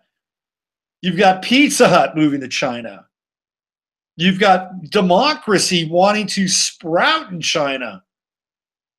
This is incredible. This is an incredible time. And it's Saturn and Capricorn. The entire planet got rearranged. I'm telling you, this is where we are for the next 3 years. It will be that dramatic, trust me. Now, is it going to go the way of, are we going to have more balkanized states? Or is it going to reassemble and come back into a classic New World Order model? Is the Indian chief going to seize power during the next 3 years and create a globalized, hegemonic world government? This is something that we're going to have to deal with, because we saw the pattern happen when Saturn was in Capricorn. Look at this. On 11/9, 1989, the Cold War, the fall of the Berlin Wall. That's what happens. The fall of the Berlin Wall. 11/9, inverse of 9/11. Right? 11/9 is the inverse of 9/11. It's a huge event. Huge event. If you go back and you look at some of the other aspects of the fall of the Berlin Wall, you'll see that some of them take place, key ones take place during the month of June in Gemini. Here we go. On 12/22, after a week of bloody demonstrations, Ion Ionescu takes over as president of Romania. So we have every single country in the former Soviet Union beginning to fall. And theoretically, democracy comes to town. Certainly capitalism comes to town. Let's look at the beginning of the 90s. On 1/1, the first internet company catering to commercial users, PSINet, Cynet, and EUNet, begins selling internal access to commercial customers in the US and the Netherlands, respectively. So the bones and the infrastructure of the internet, GPS, and computing all takes place during Saturn and Capricorn, which will essentially plug in and wire the globalist network that will take place in the ensuing years to come. On 1/15, thousands stormed Stasi headquarters in East Berlin in an attempt to view their government records. How about that? How about that for liberation? You get to go in there, you get to find out everything that they've held on you, all the spying that's taken place. Is that going to be a precursor to people taking back their privacy and their internet rights? Is that going to take place? Clearly, we've seen this before. We saw it. Or is this going to be another version where there's less than, where the eye of Sauron becomes the all-seeing eye, and we're being tracked with every single step and transaction that we make? Here we go on T2, apartheid. FW de Klerk announces the unbanning of the African National Congress and promises to release Nelson Mandela. 211, Aquarius. Nelson Mandela released from Victor Verster prison near Cape Town. You see what happens during this last, I mean, everything changes. South Africa, Europe, Soviet Union, Germany, it's incredible. On 3/13, the Supreme Soviet of the Soviet Union approves changes to the Constitution of the Soviet Union, create a strong U.S.-style presidency. Mikhail Gorbachev is elected to a 5-year term as the first ever president of the Soviet Union on March 15th. Look at this, 6/13. This is what I was talking about. The destruction of the Berlin Wall. That's a Gemini event, by the way, right? East and West, bicameralization. Duality, polarization, comes down during the month of Gemini. German reunification, 7/1. East and West Germany merged their economies. This is huge. It all happened during Saturn and Capricorn. Let's see if we get a 1991 up there. If we get that happening. What do we got here? Let's go. It's right. Is it right here? Let's see. Did that one. In 1991, at the end of, excuse me, at the end of the Saturn, it's getting to be the end of Saturn and Capricorn. And it's moving towards Saturn and Aquarius. And what is Bush talking about on 9/11 in 1991? He's talking about the New World Order. That's when he has his first New World Order speech in 1991. Okay, where do we want to go from here? Let's see, what about some SatCap lessons?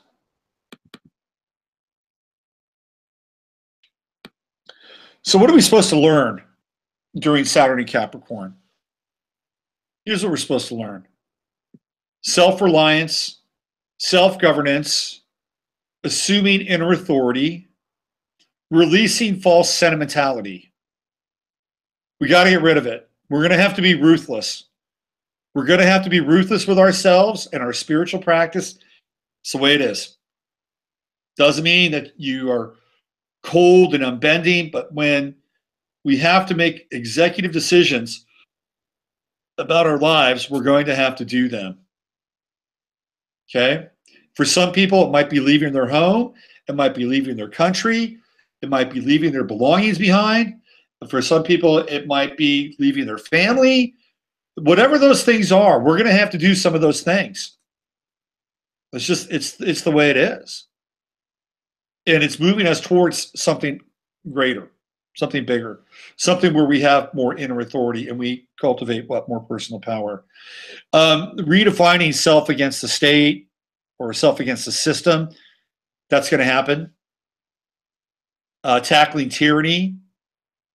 We're not going to be passive, I guarantee you, especially when the strikes start to happen. When we see worldwide strikes, when we see people deciding that they're going to bring the system to a halt, that's going to be a very interesting time. It's going to happen over the next 3 years. You're going to see stuff that you've never seen before. And not just for 3 or 4 days. And these won't be strikes that would be necessarily union organized. These are people waking up that where they are, what's happening to the system, and the oppressive value of the system, both politically and economically, is not heading in a direction that is going to be ultimately worthwhile. And I think it's not just going to be millennials. I don't think it's going to be special interest groups. I think you're going to see people begin to kind of align during this time. And I would not be surprised if we see the emergence of a new political party as well. Okay. This is the last stand. This is the last stand, because when Saturn goes into Aquarius, we are beginning to move and merge towards the Aquarian age, dark or otherwise. It's coming. So this is really, these last 3 years, or these 3 years in Saturn and Capricorn, in many ways represent sort of this final time that we have of history as we know it in some ways. Okay. What else do we have here? Practice thrift and economy. Absolutely. Get used to it. Get ahead of the curve. Start to cut back. You don't have to be completely austere. Start to cut back. Practice frugality and style. I have a really good friend who does really well at that. Frugality and style, right? It's not about the quantity, it's about the quality, okay? These are things that we're going to get to practice during Saturn and Capricorn. Exercising the devil within, we kind of talked about it. Why? Because we're going to see a number of world events, let's put it that way, where the devil without will be on display, right? So we get a reflection of that in some ways. And this is our coming of age. This is our coming of age. This is where, we have to really assume our authority. This is where we've got to move into some adolescent or post-adolescent experience as humanity. And we've got to do it. This is a really, really important and really critical time, these next 3 years.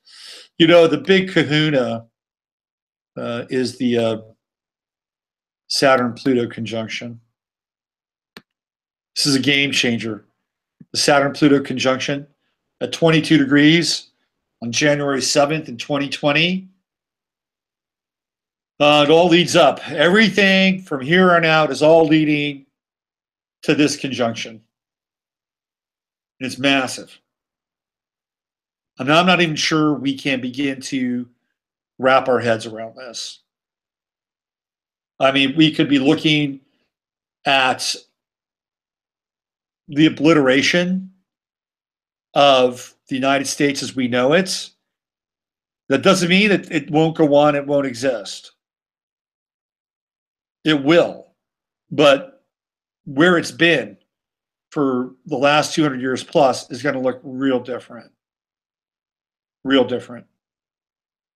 Not only that, but we're also looking at this, and we're just starting to see it now. It's just starting to generate this apocalyptic, eschatonic activity that's taking place in the Middle East. So, by 2020, and we have time, we've got a couple years here before this happens at 22 degrees on January 7th in the month of Capricorn, right? We have some time, and we have the ability to make certain parts of ourselves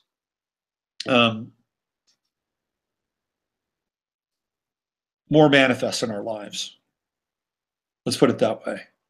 We have the opportunity to get right with the source within our lives.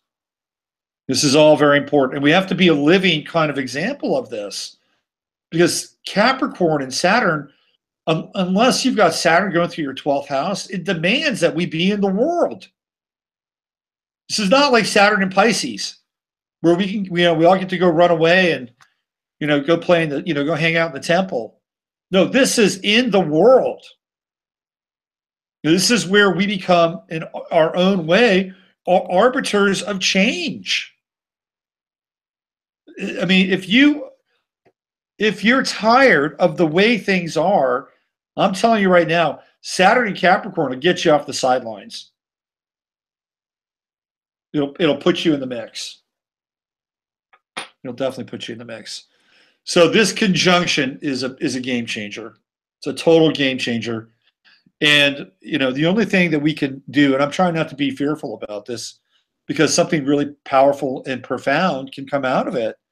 I mean, we've been sitting on an abscess of corruption and avarice and greed for a long time, and it's at that point where that abscess is a boil that needs to be popped. And we're going to look at Trump's chart here in a second. Trump is an agent of chaos. That's what he's here to do. He's here to bring the chaos. So through the chaos, we can begin to hopefully deconstruct and reconstruct our own reality and not leave it up to ab ordo chow. Okay, let me do this. Let me get into real quick here. I just want to bring up Trump's chart and Saturn in the U.S. chart, and then I'll get into some Q&A stuff. It's going on longer than I thought.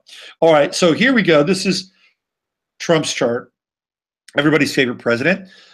Saturn is going to be right here when it moves into Capricorn. It's been in his 4th house, and it's been around his moon and his south node and opposing his sun for most of 2017. Let's put it this way. It's not been an easy year for President Clone. Okay? Now, that said, Saturn is going to oppose his natal Mercury. It's going to oppose, ultimately, it's going to go through that Saturn-Saturn opposition. I'm going to go on record, and I'm going to say that I don't think Trump makes it through the second, his second term. He may not even run for a second term. But with the Saturn-Saturn opposition, he's going through the Saturn opposition second term. That's not going to happen. It's not going to happen. He's not going to last. Won't last. Nope, ain't happening. But the Saturn-Mercury opposition is going to be, that's going to happen next year.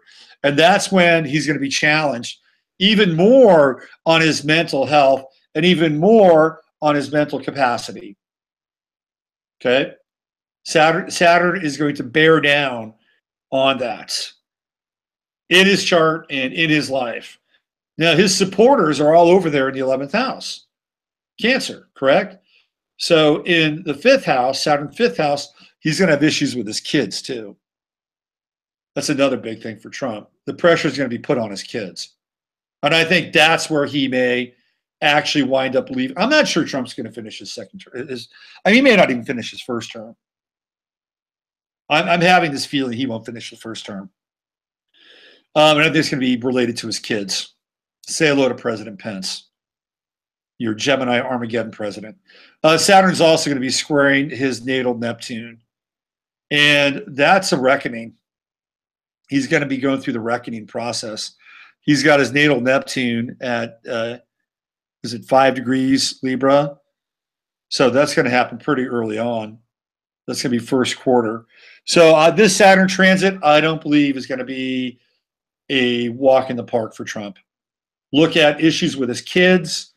Look at the issues around his ability to think and communicate.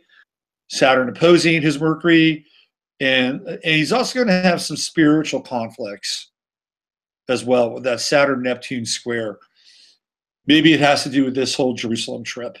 I don't think he's going to finish his first term. I'm going on the record right now. Certainly won't finish the second.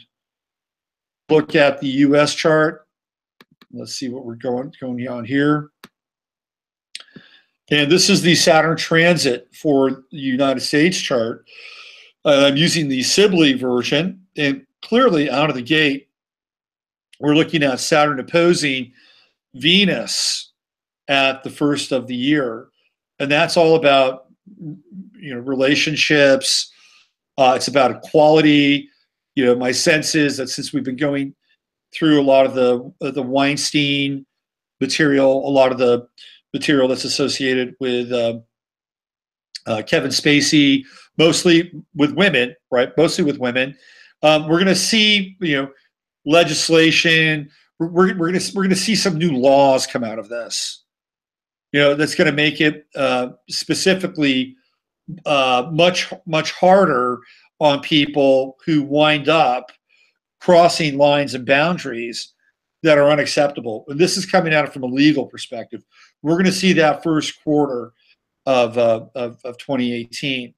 Another aspect here is we're going to see the Saturn-Jupiter opposition, and I feel like this is where the sort of the blue collar, the working class, the quote unquote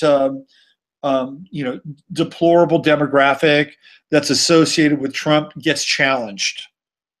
Okay, I feel like they're going to get challenged, and they're not going to get challenged by Antifa. They're not going to get challenged by George Soros and Black Lives Matter. They're going to get challenged by their affiliation to some degree with the Republican Party, and even the Republican Party that's represented by Donald Trump. And I'm not saying that there's going to be a revolt in the Trump ranks, but I think you're going to begin to see people who are going to question. They're going to question what's really taking place. They're going to question the agenda with the Saturn-Jupiter opposition. This is all just for the United States. Now, remember, in 2019, Saturn's going to be opposing the U.S. sun. And this is a major, major point for the United States in general. And Saturn, by the way, in 2000 and the end of 2020, 2021, will begin to conjunct the United States Pluto. And you thought that the Saturn Pluto conjunction in general was a big game changer. Wait till we get to that conjunction just before Saturn goes into Aquarius. Wow. So, I would say, by and large, that you should really take stock of the world as you know it right now.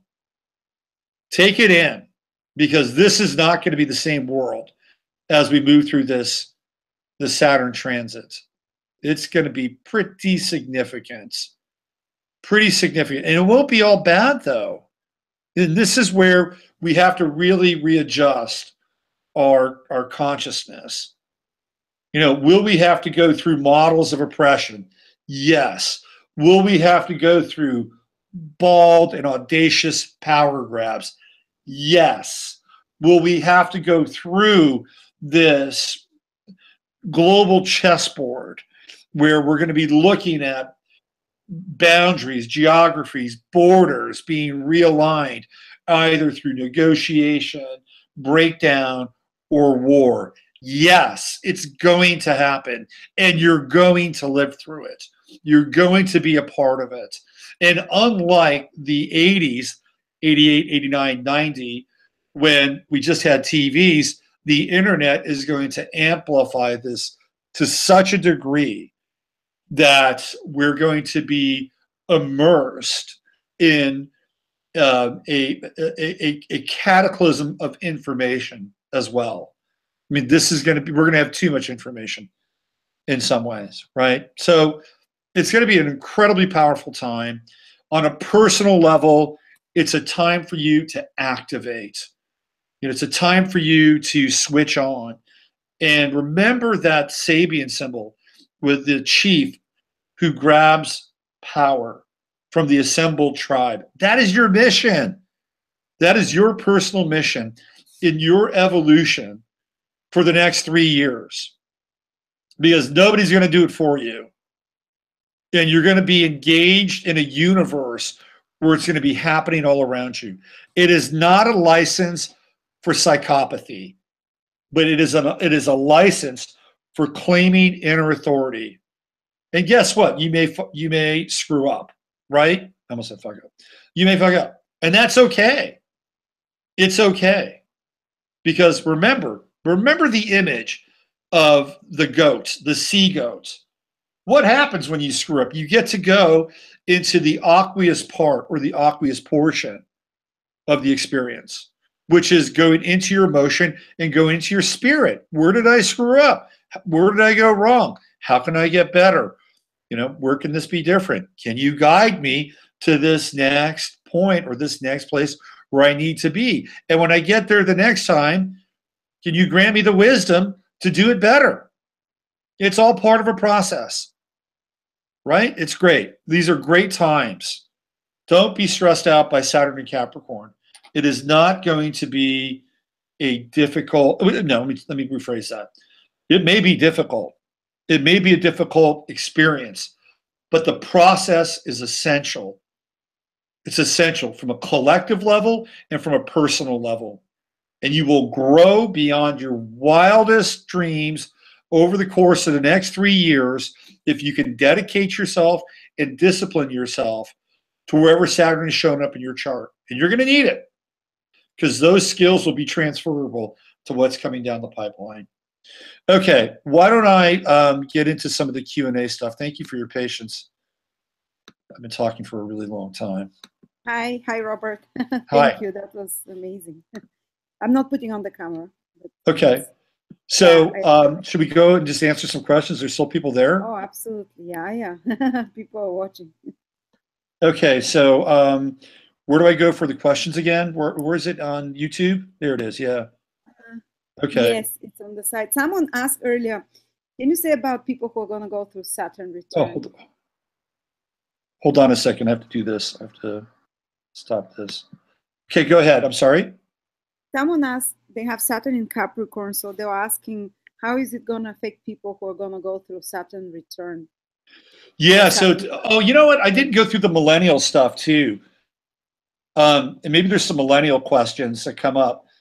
But just real quickly, the millennials are, they're going to go through a really interesting time. Like Saturn, because most of the millennials have Neptune in Capricorn, and they also have Uranus in Capricorn. So Saturn is going to be conjuncting both of those planets in their chart, and it's also going to be sextiling Pluto in their chart. I think the next 3 years for millennials can be great, by the way.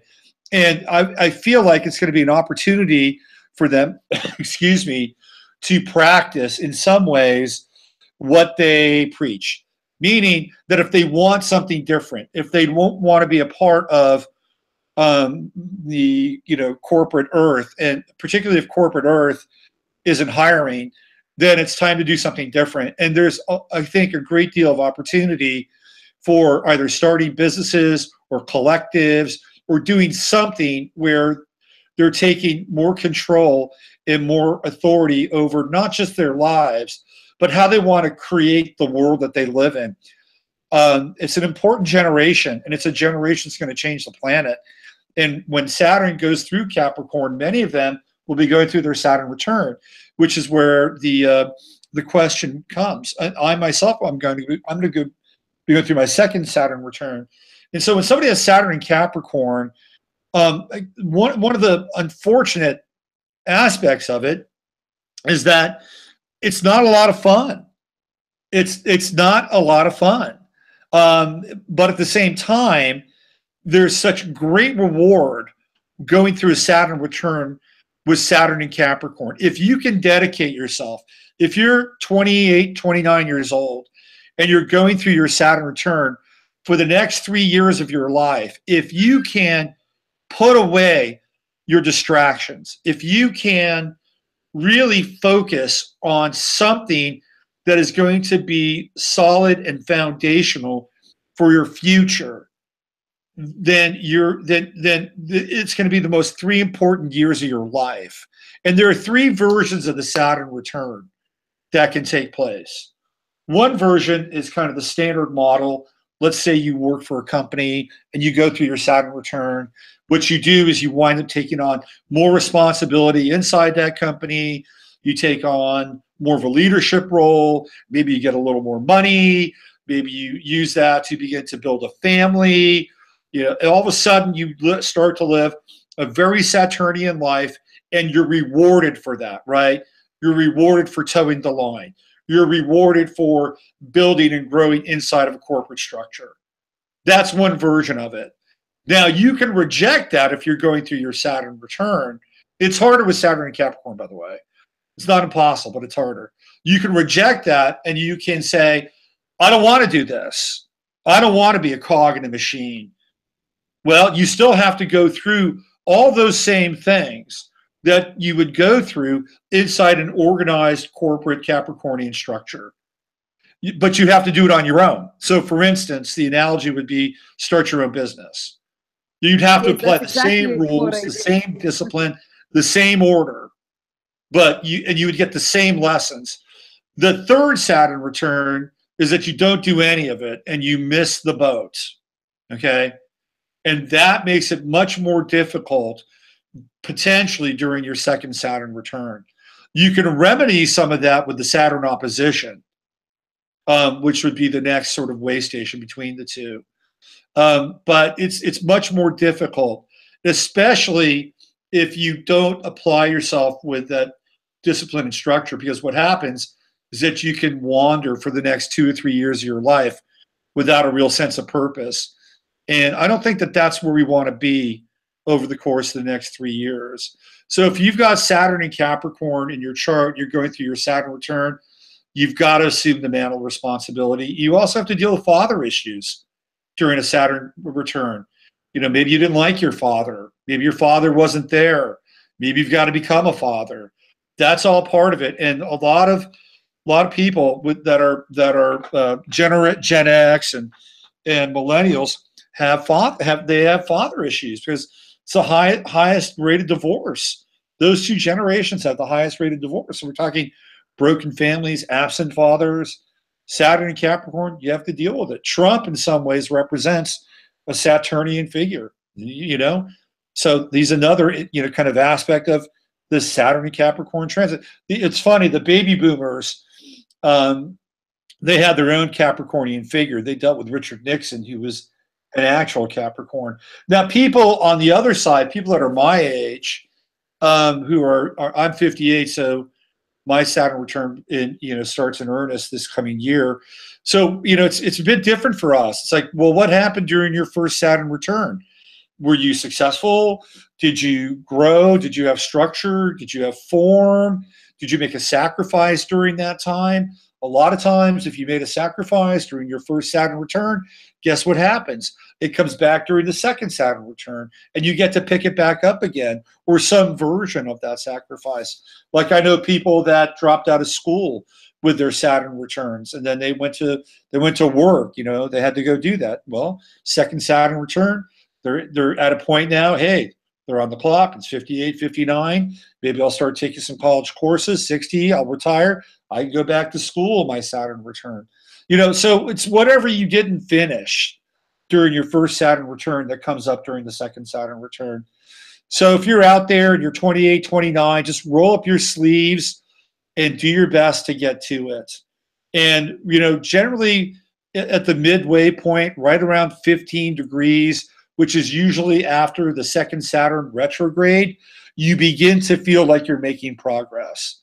So just keep that in mind. Keep your head down, one step at a time, and work on something that's going to bring you structure, form, discipline, and help you really grow. We've gotten into such a quick fix kind of mentality in our lives. If we don't like a relationship, we leave. If we don't like our job, we leave. Saturn and Capricorn is kind of force us in some ways to stick with things for maybe longer than we used to, and that might be uncomfortable for some people. Wow, thank you. I just wanted to say that when I had my Saturn return, I did my business. This is when I started building. So it was a very tough time. I deprived myself for 2 years from much. I had to restrict myself, but I built this business, so it can be extremely productive time. Yes. Yeah. Somebody asked a question here: should we resolve all debts? That's a really good question, by the way. I would say the answer to that would be yes. I would say try to get as debt-free as possible. And the reason why is because they're going to start to collect debt, okay? There's going to be a major debt collection at some point in time, which will probably precede the reset. So try to get clear as much as possible. That would be my advice. And if you can't resolve your debt and clear it all, I mean, it's just probably good from just a psychological and spiritual perspective to do that and not have to worry about it. It's a drag on the system. But that, you know, that's also very Saturnian, and it represents like a form of responsibility. So yeah. Mm-hmm. And Saturn will be transiting the second house of the states of America, of the chart of the states. That's right. I just had that up, and that so we're going to go through some, so you know, that Saturn opposition with Saturn in Capricorn and Jupiter in Cancer is going to be big. People are going to have to make some sacrifices here coming up, and I would not be surprised if we see the beginning of the devaluation of the dollar. That's what I was gonna. Yeah, would not be surprised we see runaway inflation. You know, it's going to be. It was really interesting. I was listening to Cliff High a couple of weeks ago, and he made an interesting comment. And he talked about in Russia when they went through this crisis right around 80, 89, 90, 91, and everything collapsed. But the interesting thing about that is that the state owned all the homes, and people were not kicked out of their homes. They had places to live, which is not the case here. People, not everybody owns their homes. I mean, well, people do own their homes here to some extent, but it's not like there's going to be that kind of safety net where you can still go to a structure and have a roof over your head and you can sleep. That's not a given in this country. Not when we'll have devalued currency and runaway inflation. So we're going to have to be creative, and we're going to have to find ways at which we, you know, where we might be able to live with more people, you know, pool our resources. We're not going to be used to this, but it could be a really powerful tool to get us to, you know, to grow and to actually resolve some of our differences and come together more. You know, I mean, I'm not saying that it's going to be like the Depression era in the 20s where, you know, we were united through our poverty, and we had to pull together. But I think there are echoes and overtones of that. Wow. Someone is asking also, can you quickly tell us about Saturn return in the 7th house? She has more specific question. Saturn return in the 7th house. But again, it depends on if they're young, right? Yeah. If they're okay, so if they're 29 to 30, 28 to 30, that is an aspect of commitment. Yeah, so if you are in a relationship right now with a Saturn return in the 7th house, one of the things you have to do is you have to weigh the quality of commitment between you and another person if you're there. And if you are there, then my sense is that it is a time of essentially ritualizing that commitment. So I think it's a great time to have two people come together and grow up together with a Saturn transit in the 7th house, a Saturn return in the 7th house. If you're in a relationship that is shaky and you've got Saturn going through that house, then it can be difficult. And the foundation of the relationship will have to be rebuilt. And that takes two very, very committed people who want to work on something together. So wherever Saturn shows up, especially during a Saturn return, it's all about the C word. It's all about commitment and honoring that commitment and honoring that bond, especially in Capricorn, which is, you know, it's an example of endurance. It's a symbol of endurance. So it all depends on where you are in relationship. If you're in a relationship and you want to take it to the next level, your Saturn return is a really powerful moment in your life to do that. It's about commitment. If you're in a relationship that's shaky and you've got your Saturn return, you know, you've really got to look at the relationship and whether or not both people want the same thing out of it. Wonderful, thank you. Maybe if you look at other questions and you like something. Let's see. Valerie asks, please explain Saturn in the 10th and the 11th houses. Well, if you have Saturn transiting the 10th house, that can actually be a really good time.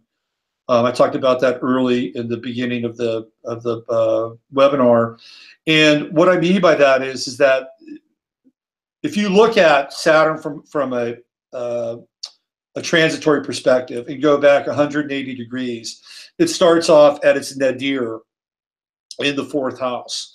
And being in the fourth house, that's where you're working on this foundation. You're working on this kind of emotional crucible with Saturn in that part of the chart.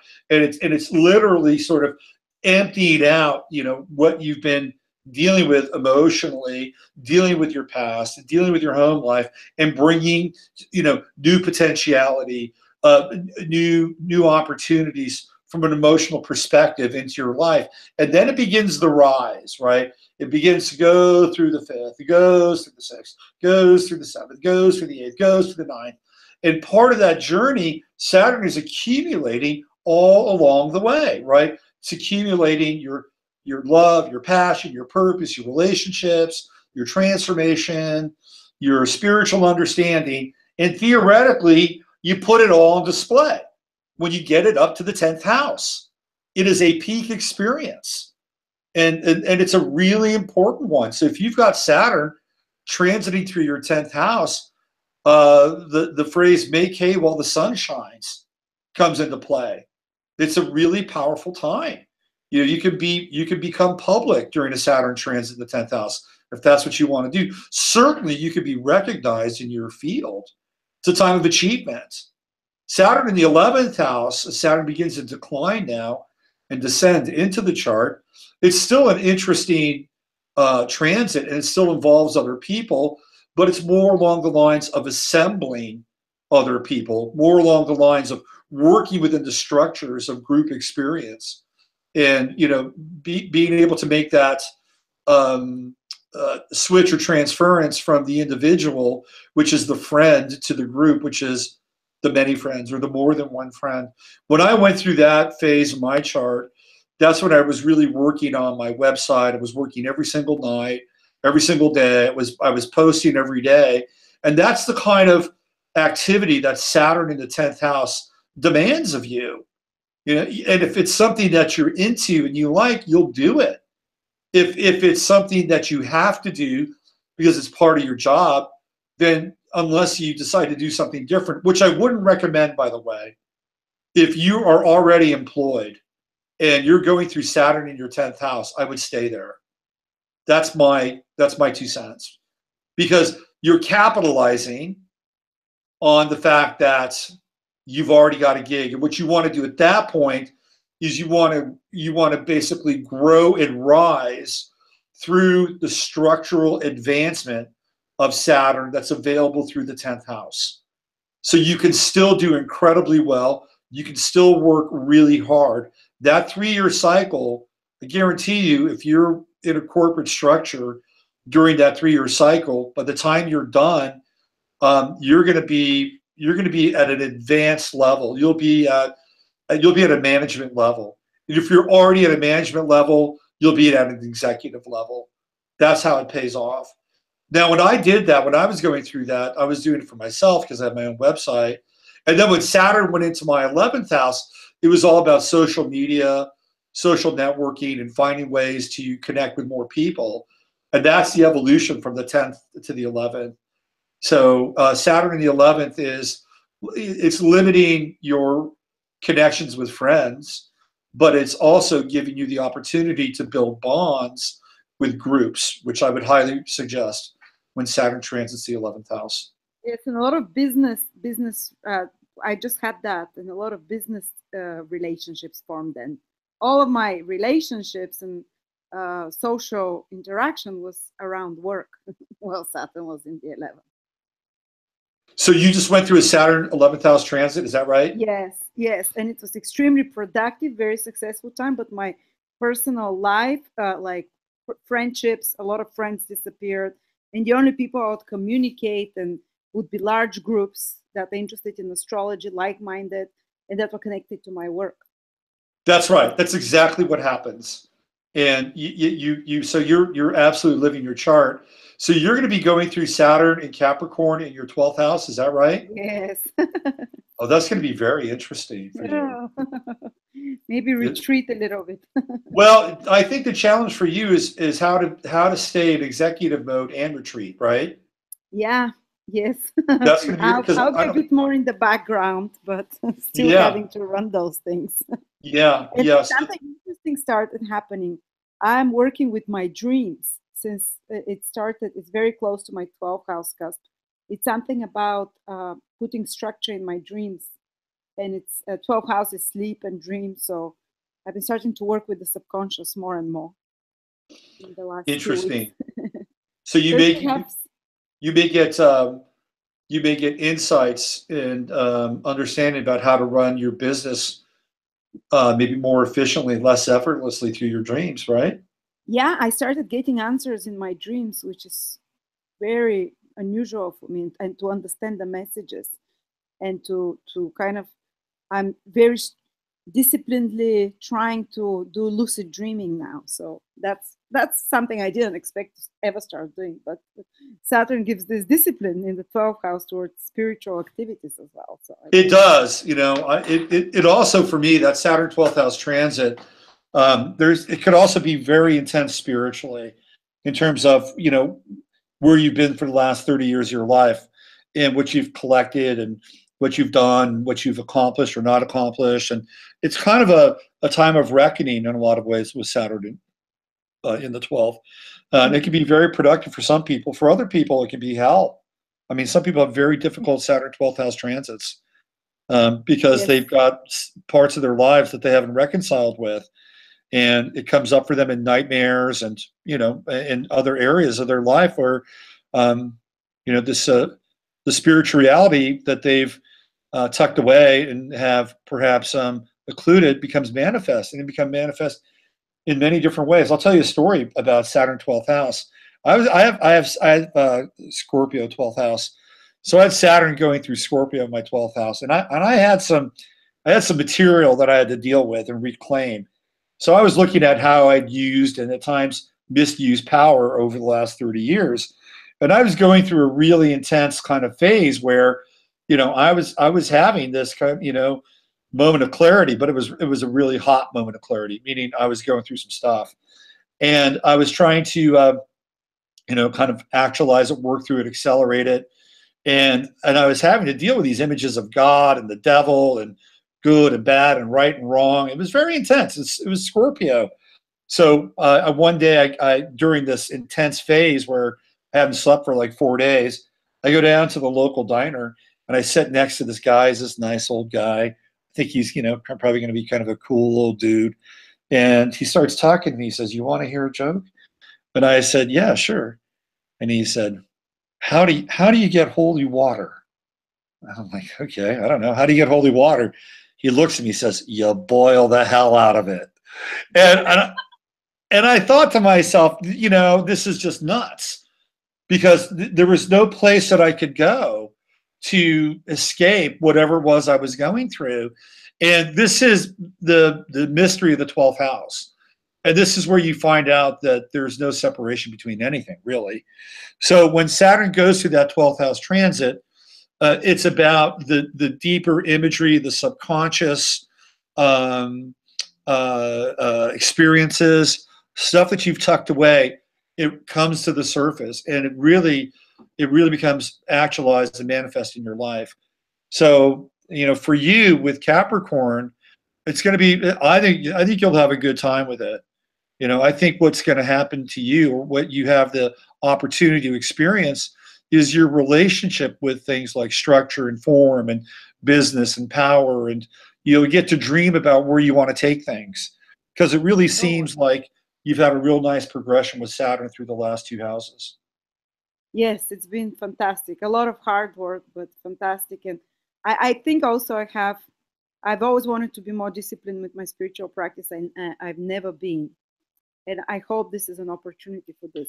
And Saturn asks, when Saturn transits the 11th or 12th, is it good time to start something totally new, or better stay on a chosen track already? Well, I think, listen, if you don't have something that you've put a lot of time and effort into, with Saturn going through the 10th, starting something new, I would advocate that.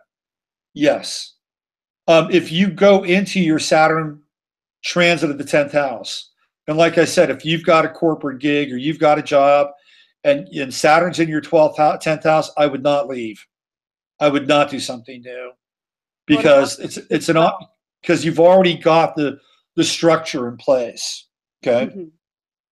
Because they were asking more about the 12th house. Like. Yeah, the 12th house. Okay, let's say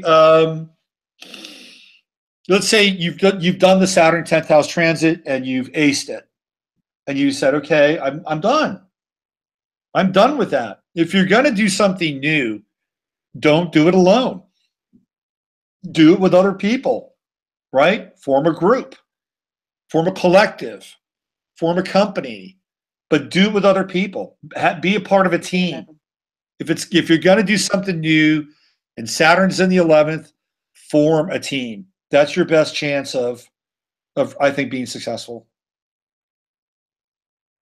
And in the 12th, something new, do it in your dreams. In the 12th, to me, in the 12th, the 12th is a chrysalis. You know, it's a chrysalis. And when we have Saturn going through our 12th house, we are in a chrysalis state. And we're shedding form, even though we don't know it, with Saturn in the 12th. And when Saturn emerges from the 12th and it hits our ascendant, we are reborn. We're reborn. Yeah. And we get to have new habits, new patterns, everything that we want to set about ourselves with Saturn on the ascendant when it merges from the 12th house is vital, because you're setting the clock for the next 30 years of your life. And what you do based on that is vitally important. So I've seen people when Saturn, here's a great story. I've seen somebody with Saturn going through their 12th house, and they're Virgo rising. This is when Saturn was in Virgo. What did they do? They got in touch with their addiction. They got in touch with all that 12th house stuff, and they got very Virgo clear about it. So when Saturn hit their ascendant, what did they do? They got very, very, very Virgoan. They got into shape. They stopped their unpleasant habits. They gave them up. They lost a ton of weight. So we see clearly that the person gets in touch with either the spiritual opportunity or the spiritual crisis in the 12th house, and gets in touch with it at a deep level, oftentimes even at an archetypal level, and then they are changed through that process. And then the reset happens on the first house cusp, and then they can they get to realign themselves or reimagine themselves and reset themselves in a new way. Oftentimes austerity is a big part of Saturn on the ascendant. Mm-hmm. So people do without less. They do without more, right? They can have less in their lives. You know, they can have less contact. They can work on their body. They can give up fatty foods, whatever that is. You know, that's also part and parcel of Saturn on the first.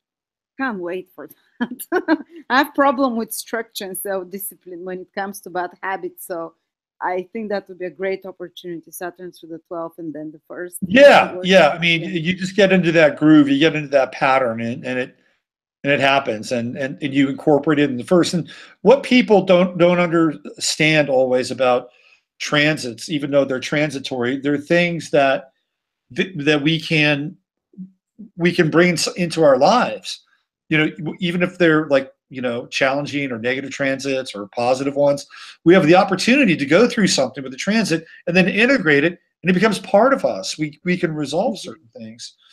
So even with the conjunction on the first, somebody says here, I'm having a hard time being organized, being a Cap rising. Well, Sharon, what's your sun sign? What's your sun sign, Sharon? But Sharon tells me what her sun sign is. Maybe we get a handle on that. Yeah, she will. Lovina asks, what is the meaning of Saturn with Pluto in the first house? So if this is a natal Saturn-Pluto first house, Sharon's a Libra. Sharon, your sun is likely in square with your ascendant. Libras are not the most organized people in the world. Libras can be organized. They usually need another person to kind of get them going. But Libra, and I've got 3 planets in Libra, and this is no diss on Libra. Libra, I think there are 2 signs that are let's put it this way, like to take it easy. It's Libra and Sagittarius. And Libra, so the lesson is to get organized with Saturn squaring your sun. And when Saturn will square your sun with your Cap ascendant, it will happen. It's going to force you to get organized.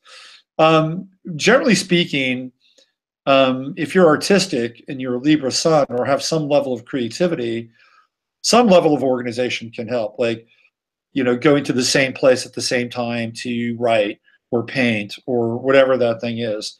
And again, it's going to be patterning. It's going to be some level of habituation, not in a bad way. But by and large, I'd say Libra tends to take care of details as much as they need to, right? And then sometimes the other person takes up the slack a little bit.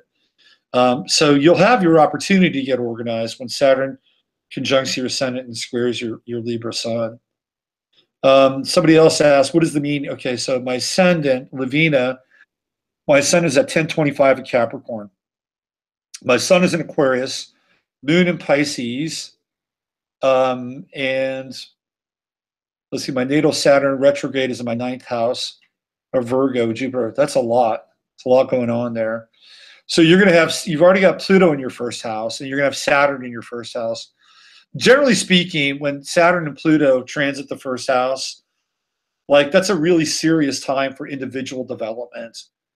Like I think Pluto in the 1st house is actually a really good transit because the world takes you much more seriously with Pluto in the 1st house. They may be afraid of you at times, but there's an inherent underlying sense of power and authority with Pluto in the 1st.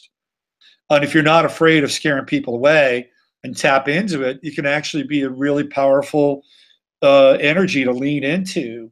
Saturn in the 1st is an indication with both Pluto and Saturn, but I talked about this, that you get really super structured around what you do. If you run a business, you become the business. There's a lot of responsibility with a Saturn transit of Capricorn in the 1st house. And it can be actually very, very powerful, but not necessarily easy because you have to let go of the 7th house. You have to let go of what's on the other side of the 1st house. So your relationships may slide a little bit because that's where the emphasis is. It's not on your relationships. It's on you. It's on who you are. So you can have, I think, really powerful success with a Saturn-Pluto transit of the 1st. But there can be some sacrifice involved. And you have to be willing to either figure out a way to balance, compensate, juggle, or make the sacrifice. Don't be afraid of it. I think that if you're an entrepreneur or somebody who's involved in running a business or wants to run a business, that Saturn transit of Pluto in the 1st can be very, very good. You can be recognized. You can be seen in a lot of ways. The other thing with Saturn, though, we always talk about the father with Saturn. So you're dealing with the influence of the father in the 1st. And it may be that you find yourself acting like your father, or you may find yourself imitating or doing things that your father did at a certain point in time in your life. And if you have an estrangement issue with your father, then that could be a really interesting and powerful time. You have to deal with it. And if you're not dealing with your father, you'll be dealing with father-like figures, bosses, teachers, things like that. So I think it's actually potential for something really, really good. Sharon Q, I work from home, health coach, but being a mom. So Sharon, you got a lot going on. She's a Libra with Saturn on the ascendant. Yeah, I don't know in terms of organization. That means, so where's Saturn? Where's your sun? So your sun is going to be what? Let's see, we got Capricorn on the ascendant, and we have Aquarius on the 12th. So let's see, we've got Capricorn, Sagittarius on the 12th, and then we have Scorpio on the 9th. So you have a Libra's on your midheaven, right? So you have a Libra sun on the midheaven. Oh, that's interesting.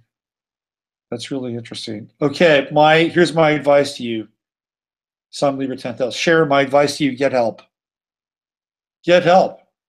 get help organizing. Hire somebody to help you get organized, whether that's around the house, somebody coming in a couple times a month to help you clean, somebody looking at your habits, your discipline. Get help. Help them structure you, because you're a 10th house person. You're a 10th house person with sun in the 10th. Find somebody who can deal with you and create the structure and the form through the first house, if that makes sense. Okay? That's my advice. Get help. Okay. I don't want to do, I'll do a few more questions. The ones where I'm dealing with like about 5 or 6 planets, like my brain is like, you know, kind of crispy right now. Maybe you can mention for when Saturn transits over different planets, how people, because many people have planets in Capricorn, say Venus, Mercury, at least the personal planets. Right. A sentence or two. Okay, so we did the houses. Let's do the personal planets. If Saturn is conjuncting your sun in your chart, it's very sober, very serious time.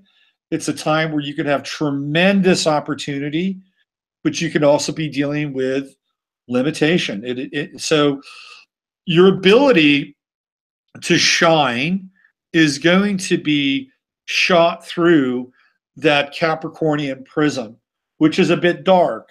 So you may not necessarily be able to shine all the way through the Saturn conjunction of your sun, but there will be times where you will. And I guarantee you, at some point, you will be recognized. You'll be recognized by people in authority. You'll be recognized by people in power, and you will be rewarded for your hard work, for your effort, for your discipline, and for staying within a certain structure. Now, that could also hold true with fathers and not just bosses. You could get some kind of, what's the word I'm looking for? Some kind of recognition for a job finally well done by a parent who's been holding out for you, a father figure who's been holding out for you for a long time. That can happen. But Saturn on the sun is serious growth. Now, depends on where the degree is too. If you're an early Capricorn sun, let's say your sun is at 2 or 3 degrees, you're not going to have like as intense of a Saturn return in some ways. I mean, that's just the math. If your sun is at 12 or 13 Capricorn, you're going to have Saturn going back and forth over your sun and retrograding. So, I mean, that's another, you know, thing to take into consideration when you're going through a Saturn transit over these personal planets. You know, where are you, you know, in that? If you're really early Capricorn or really late Capricorn, not so much. But if you're, you know, somewhere in the, you know, the middle third or 75% of that Capricornian spectrum, then you're going to get worked over. And those retrogrades are really important. I'll tell people how the retrogrades work. So it's the crisis and the resolution of the retrograde. On the first retrograde, the first time Saturn retrogrades your planet, let's say it's your sun, what happens is that all of a sudden you realize things don't work. Things don't work. What you've been doing has not been working. It's like a wake-up call. Okay? Then what will happen is that, well, first of all, you have the Saturn conjunction. That's the first thing that'll happen. You have the Saturn conjunction, and you'll realize that you're in something, right?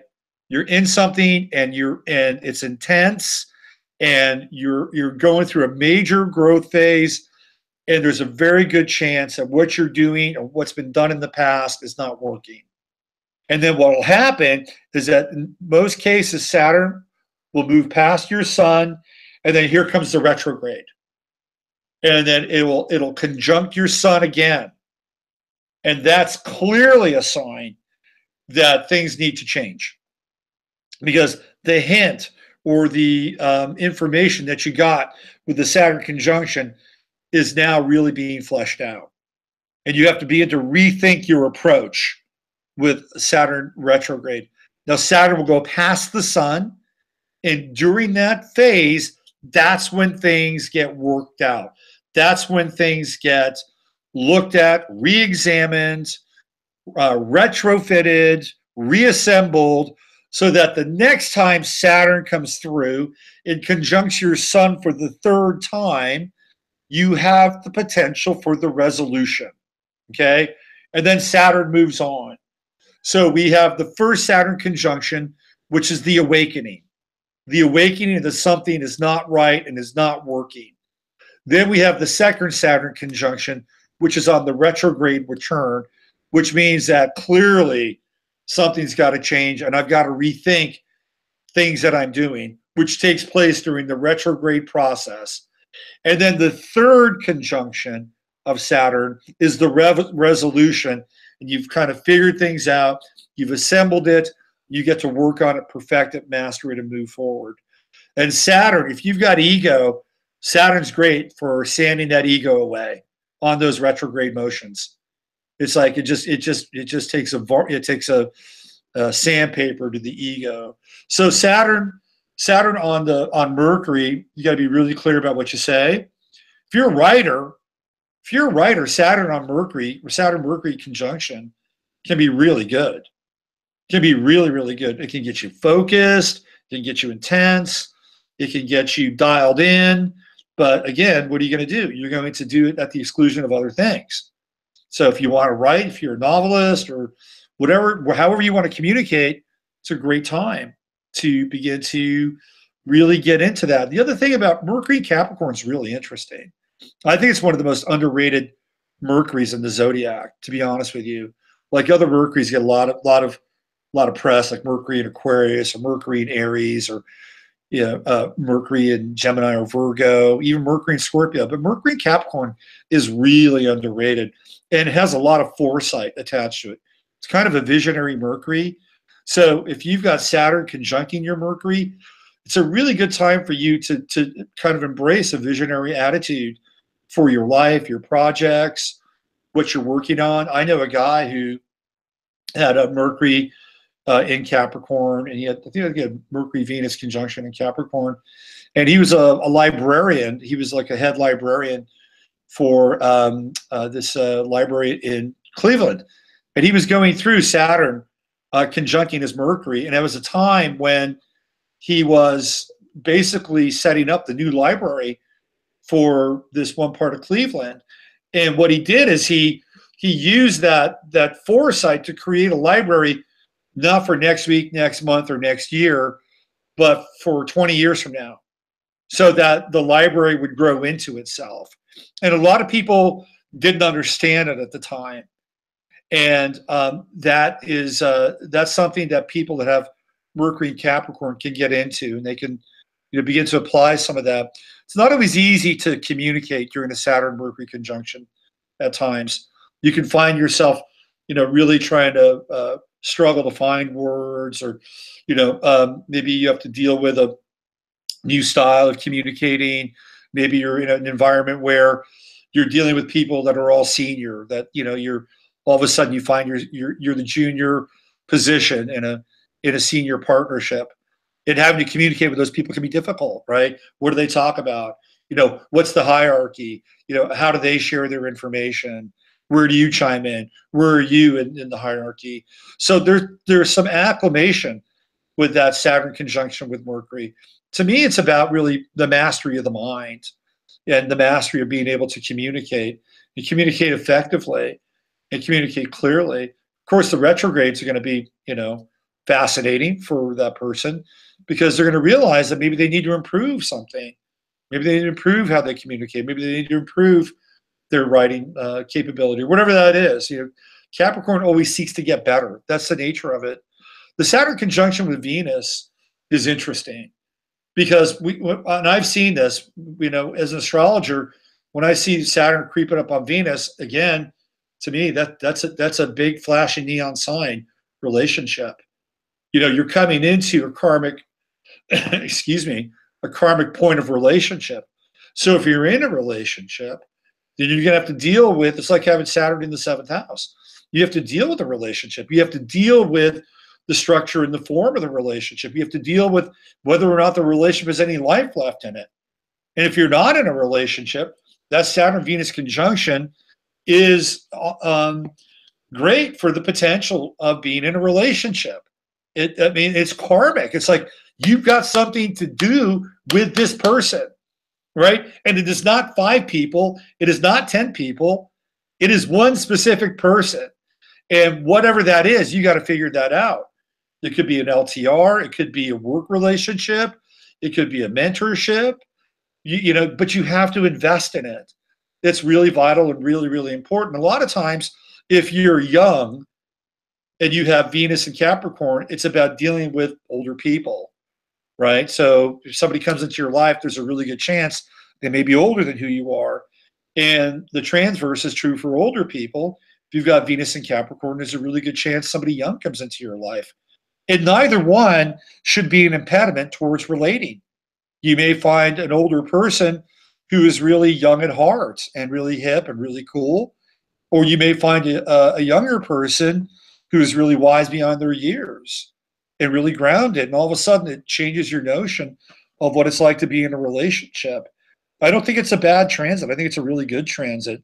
The Saturn-Mars transit's a bit more difficult. If you've got Mars in Capricorn, oh man, I don't know. That's a lot of frustration. And you know, one of the things that I would suggest is you join a gym. Like if you've got a Saturn-Mars conjunction, you've got to run that energy because you've got these exterior forces, right? The exterior forces, the externalization of, you know, these Capricornian entities that are bearing down on you. Get this done. File this paperwork. Do this. Do that.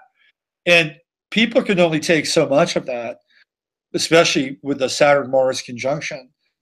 So the best course of action is to run that energy so you don't turn Mars around and, you know, go after these Saturnine forces in your life, because sometimes that can be trouble.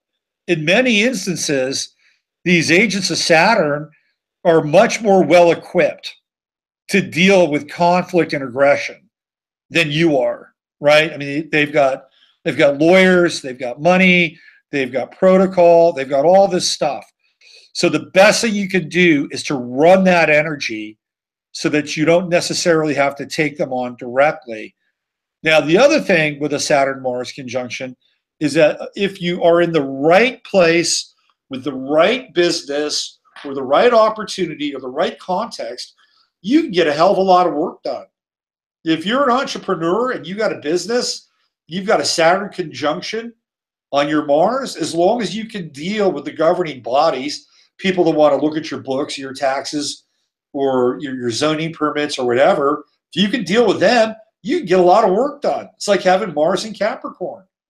You know, people of Mars in Capricorn, I mean, they're amazing. Their endurance is incredible. And they're not only, they work hard, but they're efficient. They figure things out, they delegate, people look up to them, they respect them. So you can get a lot of work done with the Saturn-Mars conjunction if you can put it on your back and do it. If you can't do it, then you're going to push back on these Saturnine forces. And you better be prepared for that, because you're dealing with essentially the hierarchy with Saturn there. But it can be powerful, very, very powerful. The other thing too is there's conflict with father with Saturn-Mars conjunctions. So if you've got unresolved issues with your father with Saturn-Mars, get ready. They'll come out. You get to deal with them. You'll get to deal with them. And then we get into Saturn-Jupiter.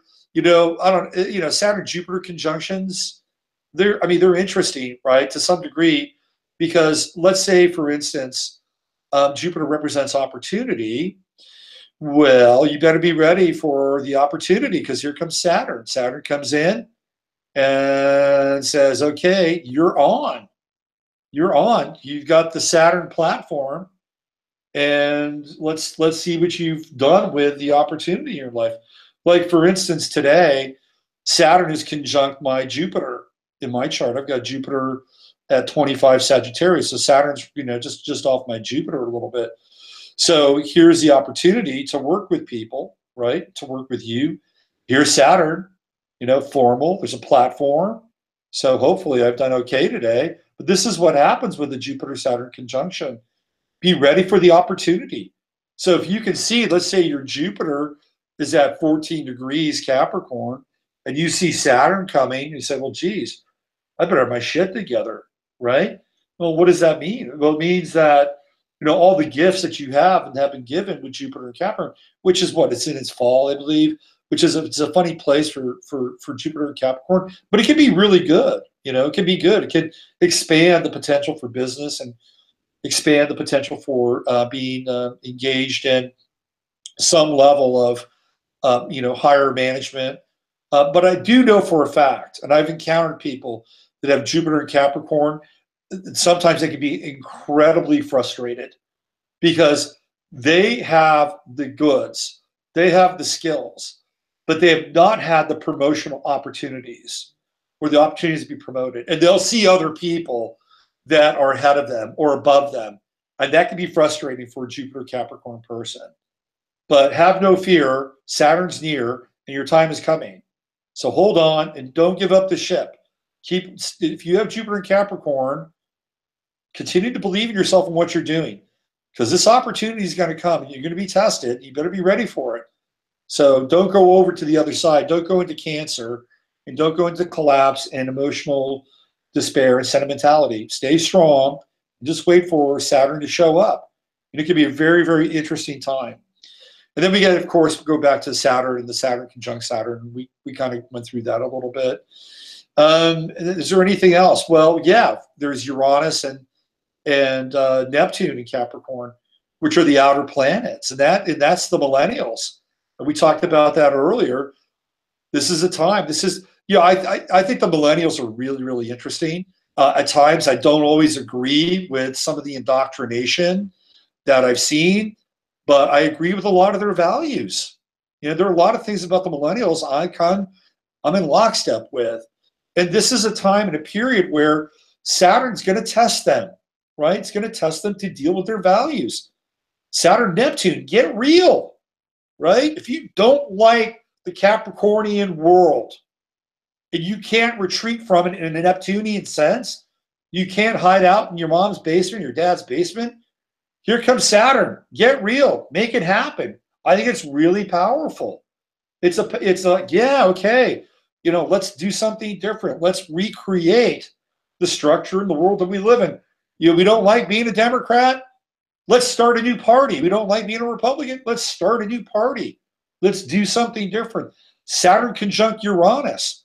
Let's take technology and do something interesting with it. You know, let's make things easier for, let's say, a woman like Sharon who works and has her son up in the 10th house. You know, what can we do to create something that's organizational that'll help Sharon? Oh, you know, I mean, there are lots of problems and lots of challenges that can be solved. And here's a generation that's going to be really important over the course of the next 20 years. It's a really important generation. And here's where the rubber hits the road. With the Saturn conjunction to Neptune, Uranus in sextile with their natal Pluto and Scorpio. So if the Pluto and Scorpio generation and the millennials are tired of people, you know, talking down to them or saying, oh, you know, they're just a bunch of snowflakes or cupcakes and everybody gets a trophy, this is their opportunity. Your opportunity right now to do something really creative, innovative, and structured, and work together. Work together, because that's the Uranian piece. And there's another little generation here that we haven't really talked about, and that's the Pluto and Capricorn generation, who are, I think, around 9 or 10 years old. So Saturn's going to come through and start to hit their natal Pluto, which I think is pretty early, to be honest with you. Anyways, they're going to start to come online. This is a very interesting generation, this Pluto and Capricorn generation. And we're going to see these kids at around 15, 16, 17 years of age become CEOs. I kid you not. These Pluto and Capricorn kids they're going to give the millennials a run for their money in short order, because they're switched on. These are a legion of old souls that have come into this planet. If you sit down, you watch kids between 0 and 9, you'll know what I'm talking about. You've got one of them at least, Lotta, right? Am I right? Well, second one too. Coming Second now. one too. Yeah, yeah. Does Galaxy Center affect the coming? The moon. Saturn over the moon. Sorry, just What's that? one. Saturn Oh, over Saturn the on the moon. Oh, you got moon in Capricorn. Oh, yeah. That's mother. You get to deal with mother issues. Isn't that fun? You get to either deal with your mother or being a mom. And if you've got moon in Capricorn, it's a really good chance you had a working mom and wasn't there. Right? You had a working mom that wasn't there. I don't have that. Just someone is asking. Moon. Yeah, no, it's not you. I'm saying the collective okay. you. Yeah, sorry. Yeah. So there's a pretty good chance you had a working mom that wasn't there. Or back in the old days when moms were more stay-at-home than working, the Moon Capricorn, which would be the mother, would be the mother that would demand excellence before love. Right? It would be, well, you do this and this and this, and you'll get emotional gratification from me. You'll get some kind of emotional recognition. But you must get straight A's. And you must go to the debutante ball. And you must date so-and-so. Right? Hitting all those Capricornian standards. And always kind of withholding. So what happens is that a person with a Capricorn moon learns how to emote and relate emotionally based on some level of either achievement, upward mobility, progression, or trying to get to something that's not there. So Saturn conjuncting that moon is a reckoning of that process. And you get it, and it's like, I've done all these things, and what did I get? I didn't get what I was supposed to get. So then what happens? Well, then you get to rewire the moon, right? You get to rewire that Capricornian moon, and then you get to take things less seriously. You get to lighten up. You get to give to yourself emotionally. Hey, what an idea. What a concept. Sometimes you may be forced to deal with your own maternal issues. That's the other thing too, right? If you become a mother during Saturn conjuncting your Capricorn moon, then guess what? You're reenacting the same Capricorn moon experience that your own mother had. Now you're the mother that's not there. You're the mother that's not giving as much attention and care and love to your child. And now all of a sudden you get to see it from a different light. You go, oh my God, I know what she went through, right? So ultimately it's about resolving the relationship with the moon and the mother and emotion and coming to some kind of mature realization. But what I love about Capricorn, by the way, I'm sure a lot of people out there have seen the movie, what is it, the Amazing Benjamin Button. That movie is the story of Capricorn. And if you look at Benjamin Button, he's born as an old man, right? And as he gets older, he gets younger. And that is the notion of Capricorn. So that if you ever want to understand Capricorn, watch that movie.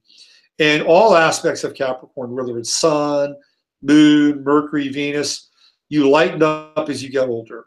Things get better as you get older. And when Saturn hits those planets, that's when that process begins to start. It's maturation, and it's also a process of reversal to some degree. So when Saturn hits the moon, it's all serious, it's intense, but then guess what happens? As Saturn leaves the conjunction, you lighten up, you get younger. And by the way, let me give you just another little piece of Saturn. When Saturn conjuncts a planet, what does it do? It essentially provides gravity to that planet, and it squeezes that planet like it's a half of an orange in an orange juicer, okay? That's what happens. And everything that you've had associated with that planet up until that point in time gets extracted. And you get to look at it and deal with it. And what works and what you keep is what remains. And so every time we go through a Saturn conjunction, we go through a reset of that planet. And so you get to start anew, just like Saturn on the ascendant, starting anew. But you keep a few things that you take along with you. The things that matter, the things that count. Saturn gets rid of the rest. It gets rid of the excess. Okay? Wow, amazing. You gave us so much more. Wow, thank you so much, Robert. You're welcome. You really gave us so much information. It's amazing. I'll be listening to it over and over. It was such a cool, from conspiracy, from political, from personal point of view, from evolutionary, the basics and beyond. I really enjoyed it. I hope everyone else here also enjoyed it. Thank you so much. Hey, you're welcome, Lotta. Thank you so much. And just real quick, somebody said, should you have a reading if you're having a solar return in the 8th house? Absolutely. Absolutely. You should definitely have a reading. So I just wanted to chime in on that. Lotta, thanks again for having me on. If you ever want to have me back, just let me know. We've got this Chiron in Aries coming up. I'd love to do something around that. So keep me in mind for that, okay? Yeah. Yes, because I know very little about Chiron myself. So please do that. When is this happening? Even I don't know. Oh, it's happening on 4/20. It's big. It's a biggie. Yeah. Okay, so let that be the next webinar. Okay, sounds great. Everyone who took this one will take the next one as well. So thank you so much, Robert. You're welcome, and enjoy your Saturn transit of your 12th house. Yes, as much as I can. Thank you. Thank you, Okay, everyone. bye-bye.